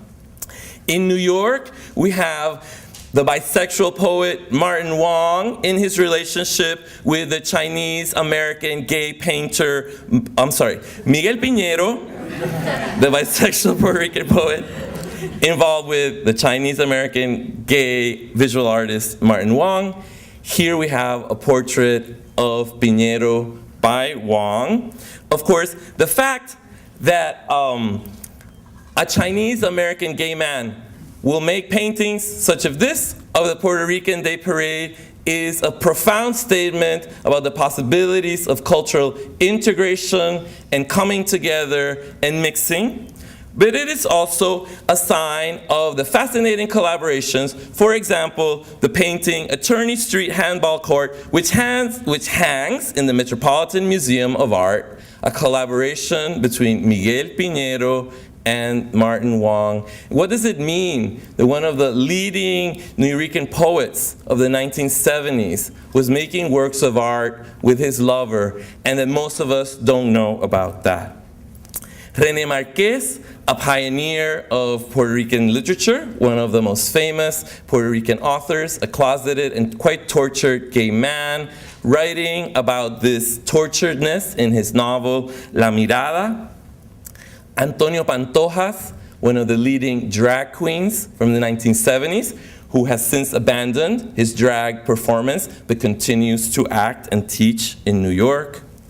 Manuel Ramos Otero, the first openly gay Puerto Rican writer who left the island in 1968 and came to the United States and found a space where he could talk about being Puerto Rican and gay, even if this created conflicts with the gay community and Puerto Rican community. And I realized that I have way too many slides, and I'm going way over time, so I'm going to try to go sort of quick, and I apologize that my presentation is too long. So I'm just going to go through a little bit the images that we have, and obviously at the Q&A, I am happy to talk a little bit more. So AIDS has been an enormous challenge, has decimated our communities, the Puerto Rican community, the LGBT community. Centro Journal was one of the first spaces in 1994 where scholarly work with these concerns could come together, but that has continued and unfortunately still continues to be something we must address. Different Puerto Rican authors, such as Magali Garcia Ramis, have explored the stigma of homosexuality and presented proto-lesbian characters. Luz Maria Umpierre has celebrated and embraced open lesbian relationships, and I have written, and many others have written, about the importance of her work, especially her pioneering poems published in 1987, the Margarita poems. Activists and social scientists such as Juanita Ramos, who edited, the pseudonym of Juanita Diaz-Coto, who edited Compañeras Latina Lesbians, using a name that would not incriminate her with her family or embarrass her family, have also been pioneers in terms of the recuperation and documentation of Puerto Rican lesbian women. So for example, in this case, through her oral histories included in this volume. Frances Negro Montaner, in her films, such as Brincando el Charco, has documented fictionally and through documentary the experience of queer Puerto Ricans, in this case in Philadelphia. In the case of Rose Trochet, among women in Chicago.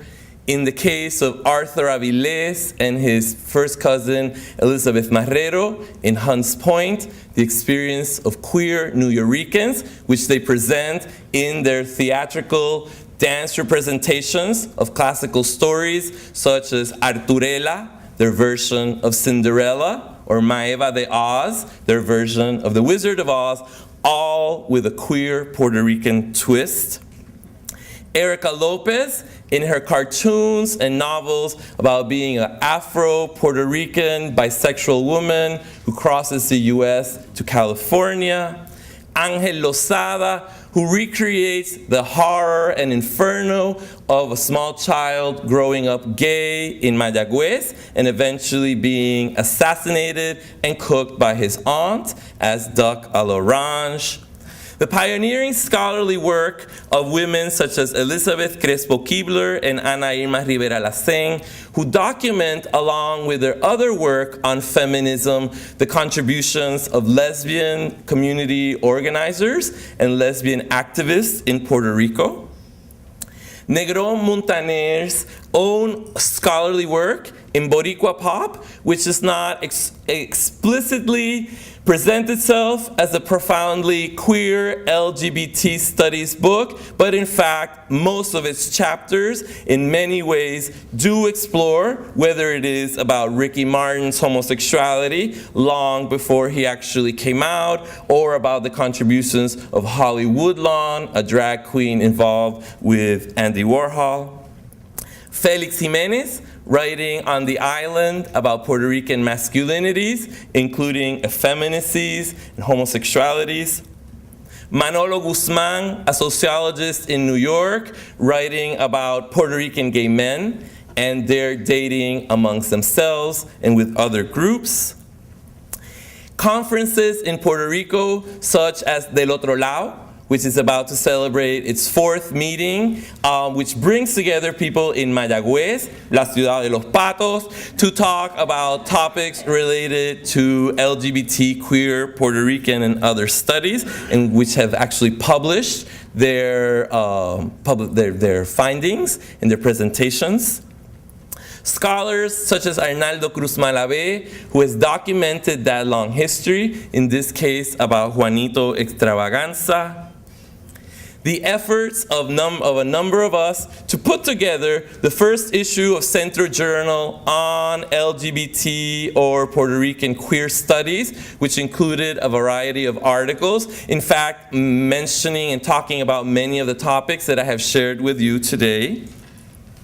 And the work of other Puerto Ricans on the island, such as the psychologist José Toro Alfonso, who in addition to his multiple publications has mentored and advised large numbers of students at the University of Puerto Rico in Rio Piedras who've been able to do this kind of work because there are individuals and scholars profoundly committed. Activists such as Pedro Julio Serrano, who are profoundly visible and in the newspaper every single day. Anthologies such as Los Otros Cuerpos, which brings together scholarly articles and cultural representations and publications from both sides of the Atlantic Divide. Literary groups in Puerto Rico, such as the Colectivo Literario Homoerótica, started after the publication of Los Otros Cuerpos, which has created an incredible space for LGBT Puerto Rican writers to come together and share their work and publish. They have a online publication. My own work in Queer Ricans, and of course, by far the best known gay Puerto Rican in the United States and possibly the universe, Ricky Martin, who in 2010 publicly disclosed his homosexuality, not only stating that he was gay, but talking about the hell that he felt, that he experienced as a person who could not talk about his identity publicly. This continues to be the fact for many individuals, continues to be a fact that we need to address and study and try to understand and combat. And finally, to end, one of these efforts in Puerto Rico, this book just recently published, La Religión como Problema en Puerto Rico, which is precisely about the way the religion in Puerto Rico foments homophobia. So I apologize for going on so long. I hope these images have been of interest to you, and I am happy to talk to you more about this if you have any questions. Thank you very much.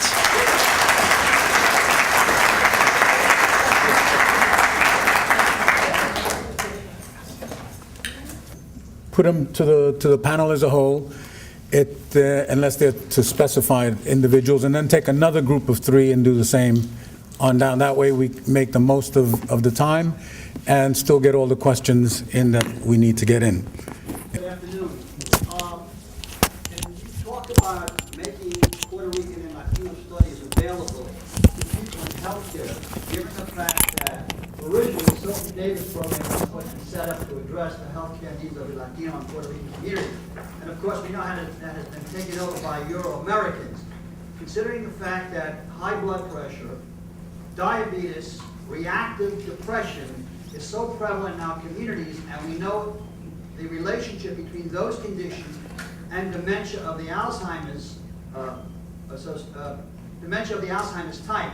And secondly, the fact that the Latino community, especially those who arrived with the Flying Tigers and during the early 50s, are now getting older and becoming more and more vulnerable to the disease of Alzheimer's. And we know the high propensity that Latinos have to disease of the Alzheimer's type. Shelley? Percy Shelley. Es un reclamo, they're playing, workers, wake up, And I've been here probably for 10 years in North Carolina, came with Raleigh this morning, and listening to Puerto Ricans, discussing about status and estadidad, independencia, ella sin ropa, ella con ropa. Work is really the basic issue, basic problem, and I thank you, all of you, and for bringing that. I mean, people just want to eat and have a job, and forget about status, and that's probably going to be a thing forever.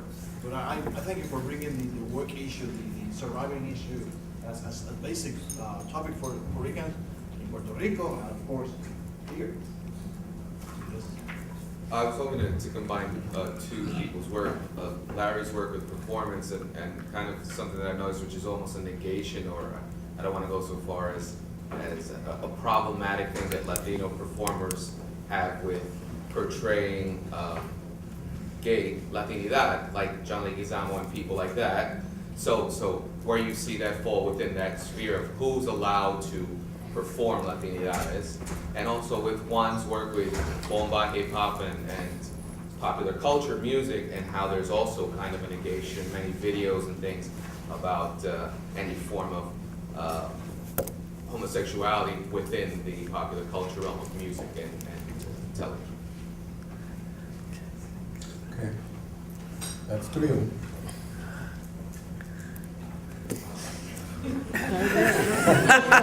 Start with the last question. Well, the first one I think is direct, making a little more. If there are investigations and information and other things available to the healthcare community in general, as one of the challenges that we're going to have to face going forward.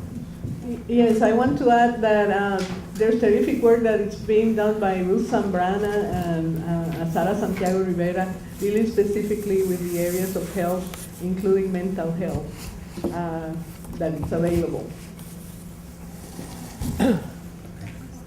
I mean, I would just add that the question about health is right on, and I think it's absolutely crucial. I am personally much more familiar with the research on HIV and AIDS, but I think that a more expansive Puerto Rican studies, which in fact really addresses the needs and interests of many students who are thinking of going into the health professions, would absolutely have to reflect and incorporate concerns of health and medicine, and also general information for all health practitioners should have to come from a Puerto Rican perspective. Yeah, on the when you brought up the Shelley and the workers' poetry oriented toward workers, and then you mentioned, you just made the little phrase "forget about status." I didn't mean to suggest that, because I think the status issue is really very, very important. I'm trying to bring out, and many others, that class perspective on the status issue is key. Mm-hmm. And the same thing is true in relationship to Larry's presentation and the whole question of sexuality. When you emphasize class, doesn't mean you leave anything out. Mm-hmm. Feminism, race, I tried to bring into play in this little piece, but I think that they don't have to be seen as mutually exclusive at all. I think that we need to bring together the whole thing. I think class has faded a little bit into the background compared to the earlier days of Puerto Rican studies, and I think it's time, especially with all that's going on right now, to bring that thing back in and see now with all the new tools of analysis that Edna mentioned and described. Now let's return to the issue of class from a new optic and see how profound the whole thing is and how interconnected class and gender and sexuality and race all really are. I think that's intersectionality, intersectional relation analysis is the way ahead, definitely. But let's not leave things by the wayside that are so fundamental to this population, especially its overwhelming majority. I think that if you have a democratic spirit about it, you have to bring out the majority of the population, even though there are multiple exceptions, always, no matter whenever you generalize. So, I wanted to address very quickly the question about performance. So, well, on the one hand, first of all, John Leguizamo, he's a fascinating case because as, well, we don't really know, or well, there's competing versions. He claims to be Puerto Rican, and most people, including his father, say that he's not, that he's Colombian. But I wouldn't discount his representations of transgender or of feminine Puerto Ricans or Latinos, because they're just quite fascinating to begin with. You're absolutely correct that there is a dearth of representations of queer Latinos in mainstream media and performance, and film specifically. But what I think is really fascinating is at a more grassroots or local or regional level, there's an enormous richness of queer Puerto Rican performers. So for example, in New York, if you just go to the Bronx and you see people like Jorge Merced at the Pregones Theater and his groundbreaking play, The Bolero Was My Downfall, which has been shown for, it's in rotation or has been in rotation as part of the repertoire for maybe 10 years, since it first started in 1996. Or the stuff by Arthur Avilés and many other performers at Bronx Academy of Arts and Dance in Hunts Point at BAD. So I would say that actually there's a huge amount, but what are the challenges? Most people don't pay attention to them, they don't know about them, you really have to make an effort to find out. Many scholars don't document and write. That makes it very exciting for a person like me who does want to document and write and share and make those stories more visible. But I really think there's a need for more people to write about them and for more people to recognize, acknowledge, and incorporate their work. Yeah, 3 comments that I would like some comments on. First of all, a couple of years ago at the PRSA conference it wasn't in Boston, it was outside of Boston. ¿Dónde estaba eso? Waltham. That was 20 years ago. All right. ¿De qué tiempo tú crees que yo soy, mijo? All right. I began the, what is it that we're called? The 60s era, you know? I was born in the late 40s. Así que that was 20 years ago, but at that point, I did a presentation precisely on a lacune in Puerto Rican studies, which was the lack of studies on health and psychosocial health. We're not using mental health. And at that time, it was argued that talking about Edna, where we've been and where we have to go, at that time, unfortunately, we were leaving out a whole group, not gathering, of young people who were getting trained as psychologists, social workers, counselors, etc., who were very critical, who were also very militant and progressive, but did not have an academic area to go to because the disciplinary areas, forget it, were based on scientism, you know, of that time. So I think that we move forward, given the fact that the Centro invited me to come back to the States. Precisely, I'm a psychologist, ironically, and very critically oriented, to incorporate a vision that is intersectional and into Puerto Rican studies. So I wanted to let you know that, okay? Segundo, I'd like to say, talking about intersectionality, at this point, and being part of the baby boomers, which was the term I was looking for ahorita, I think the themes that I saw in all of you, and I'm sure you didn't rehearse or plan this, but it came out and addresses all these concerns that we have amongst generations, through generations, and across time. ¿A dónde vamos, you know? A couple of nice things that I saw. Lawrence unites the island, and I really find that fascinating in the problematic. Okay? You forgot Rafael Ramirez, a mentor of many of us. Okay, por favor, you know?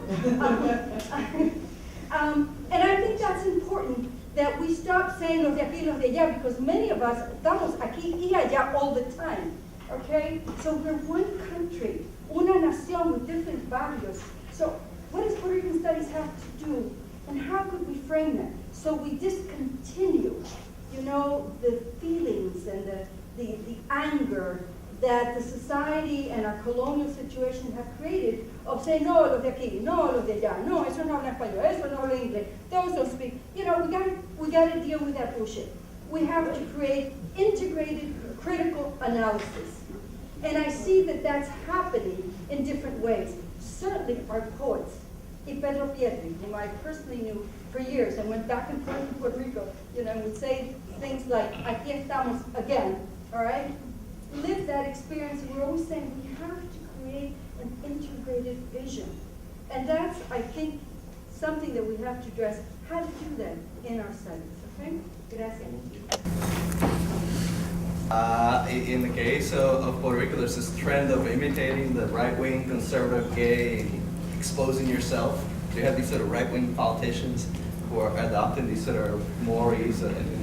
But I'm missing the link between political institutions and law and Puerto Rican studies. And I'm wondering whether you can say more about that, because there's a fertile ground. And I think, Larry, you started to mention something with alluding to the book on religions and the impact in the case of Puerto Rico, which has been terrible, particularly in passing new laws.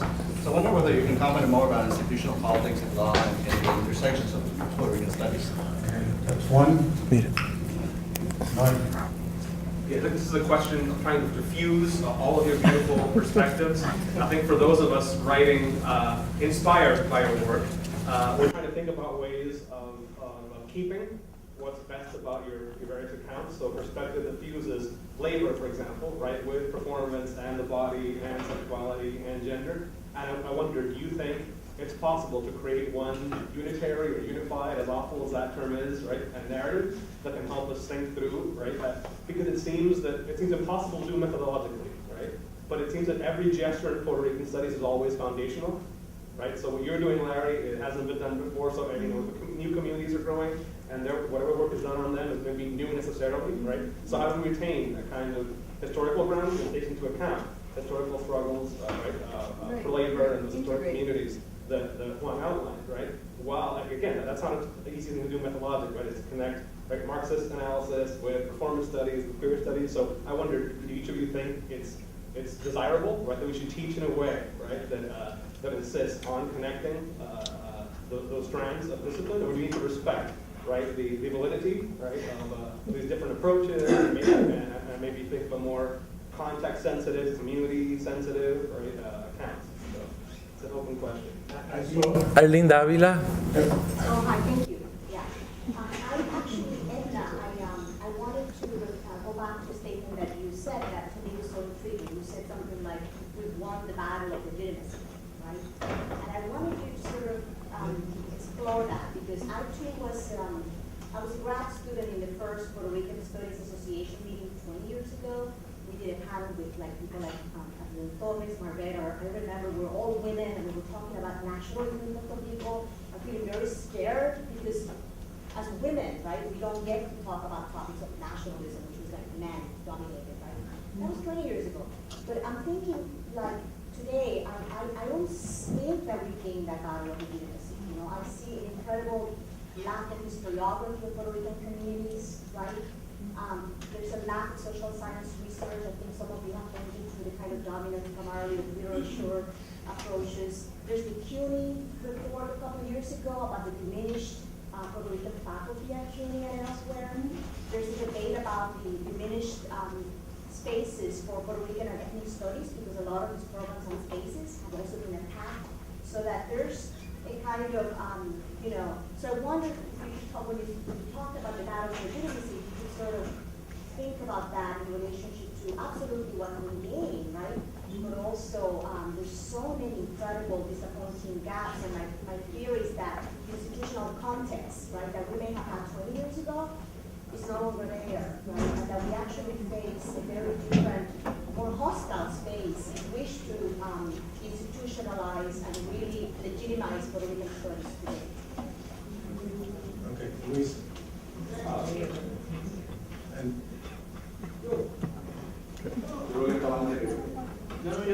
Oh, okay. Good. Any chance that those lines could be dimmed a little bit? Okay. First of all, I want to thank the members of the symposium for some three really enlightening papers that at the same time they look back, they're looking at what are new trends in in Puerto Rican studies in a larger context. As a historian, I'm particularly interested in see how you react to one particular aspect, and is that while there was, as both Edna and Juan described, an effervescence of innovative works on Puerto Rican history in the 1970s, somewhat into the early 80s.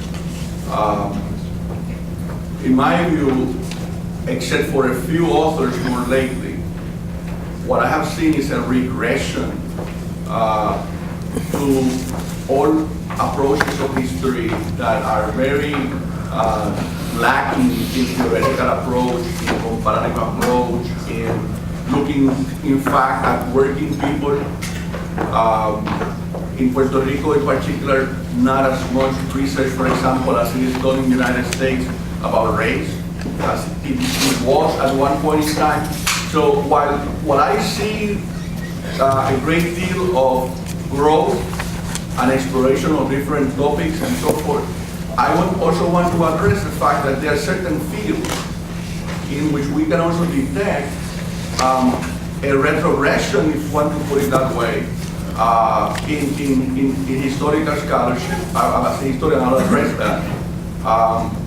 That is very disappointing. There are some exceptions, but this is my experience. Every time that I go to Puerto Rico, for example, I'm trying to look for new books, what is the latest, and I come out with a few, but mostly a dominant, very retrogressive approach to Puerto Ricans. And a continuation, in fact, I would say, a reaffirmation of the distance and separation of the ignorance or overlooking of the diaspora experience. So not everything is positive, in my view. Okay, let's hold it there and give them a chance to respond. Yeah. Let me deal with Arlene's comment about the legitimacy of what we're doing. Actually, what I said is that battle is not won, okay? Because we're still dealing with many resource issues, and not only that, but the fact that the emphasis that we had on Puerto Rican studies in both in instruction, particularly in the curriculum during the early days of the departments and programs, is being now diffused because we want to expand these programs into Latino studies or into Latin American, Caribbean, and Latino studies. So the end result of that is that we are doing less teaching that is strictly focused on Puerto Ricans, and more work that in a way it's good because it promotes comparative work among Latino groups, and we've had a lot of that, including your own work.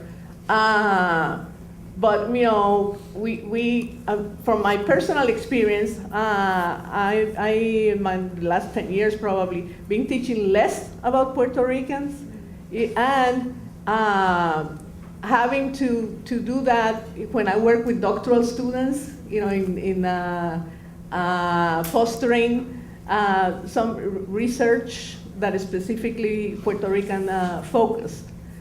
But these battles are far from won, and like I started at the beginning of my presentation, the economic conditions of most institutions are very gloomy, and there's a lot of mergers and consolidation that's taking place, and not enough hiring. So that's part of the reality that we still confront. So we still have to continue. That's why I use the metaphor of being in the trenches. We were in the trenches then, but in a way we're still doing that, carrying those battles. Yeah, I don't have much to say about the law, because I'm usually against the law.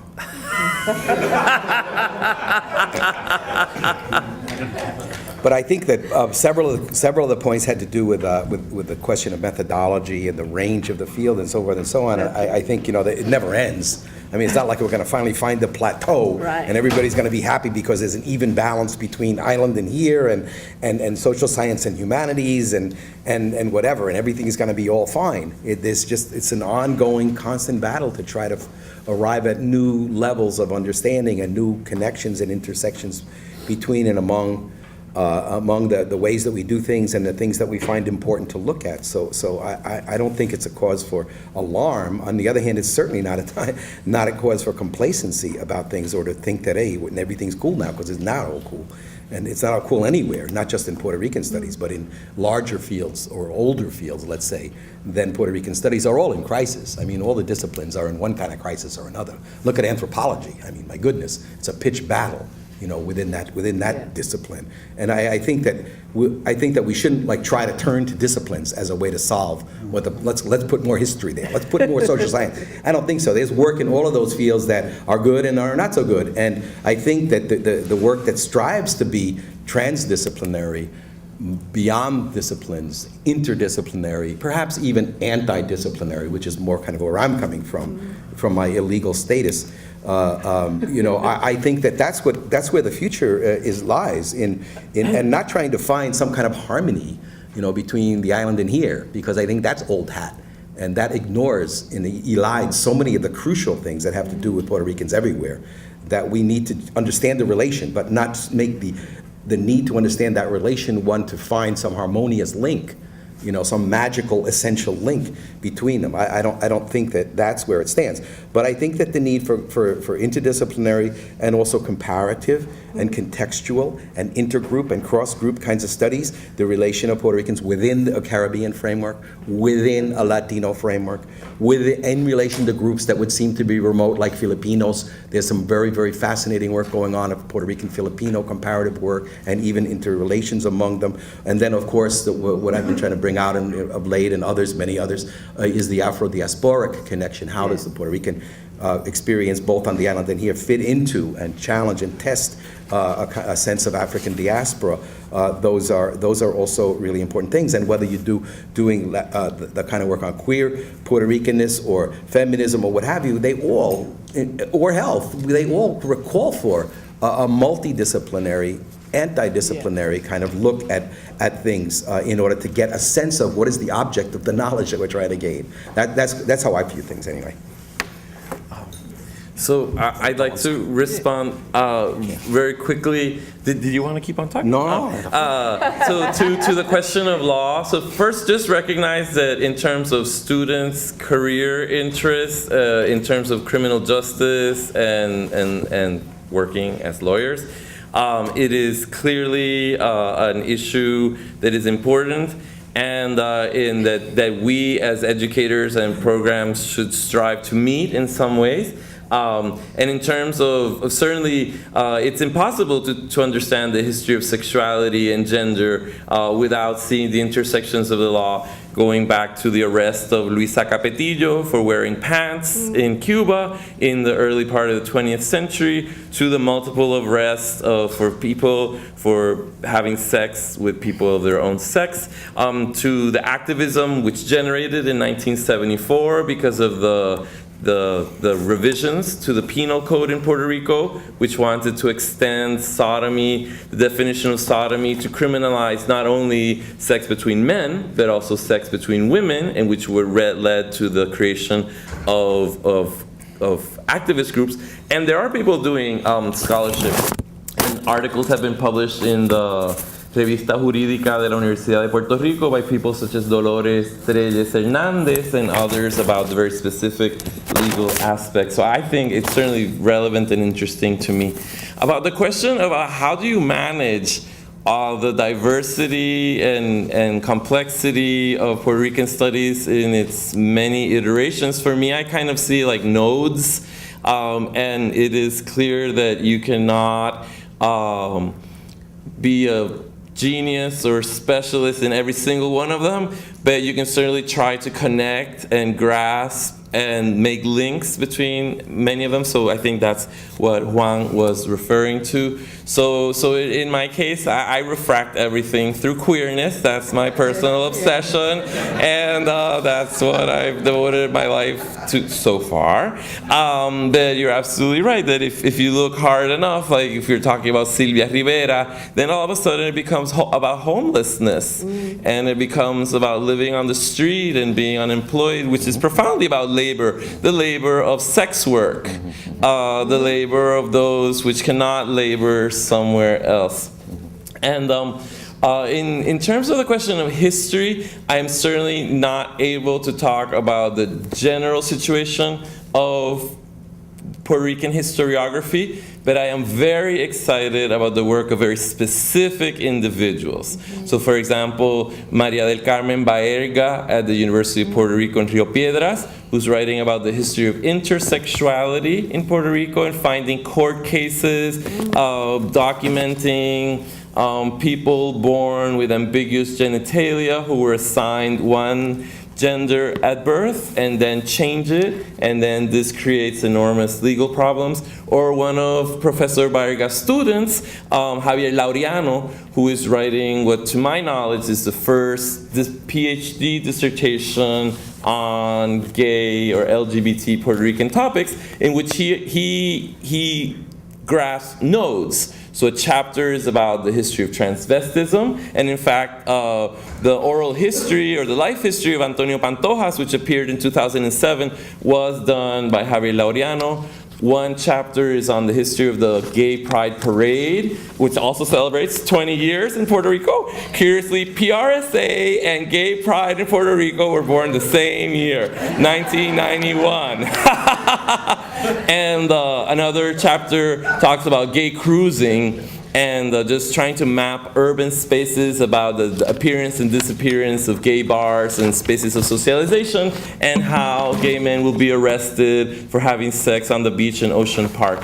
So obviously all these themes come together, and I guess it behooves each one of us to find out, once we've identified or we know what our interests are, to make that huge effort which it requires to actually find out who are the people who are doing that work. Because you're absolutely right that it is not always easy to know, but my suspicion, or I will speak from my personal field, queer studies, is that there are a lot of people doing it, even though many of them don't talk to each other, they don't know they're there, and many of them don't make that effort to make that bridge and those connections. So in our introduction to the 2007 issue, that was one of our goals. How do you get the people in health to talk to the people in law, to talk to the people who do literary and cultural studies? That's the real challenge, because these things are going on in all the disciplines, but people are not talking to each other.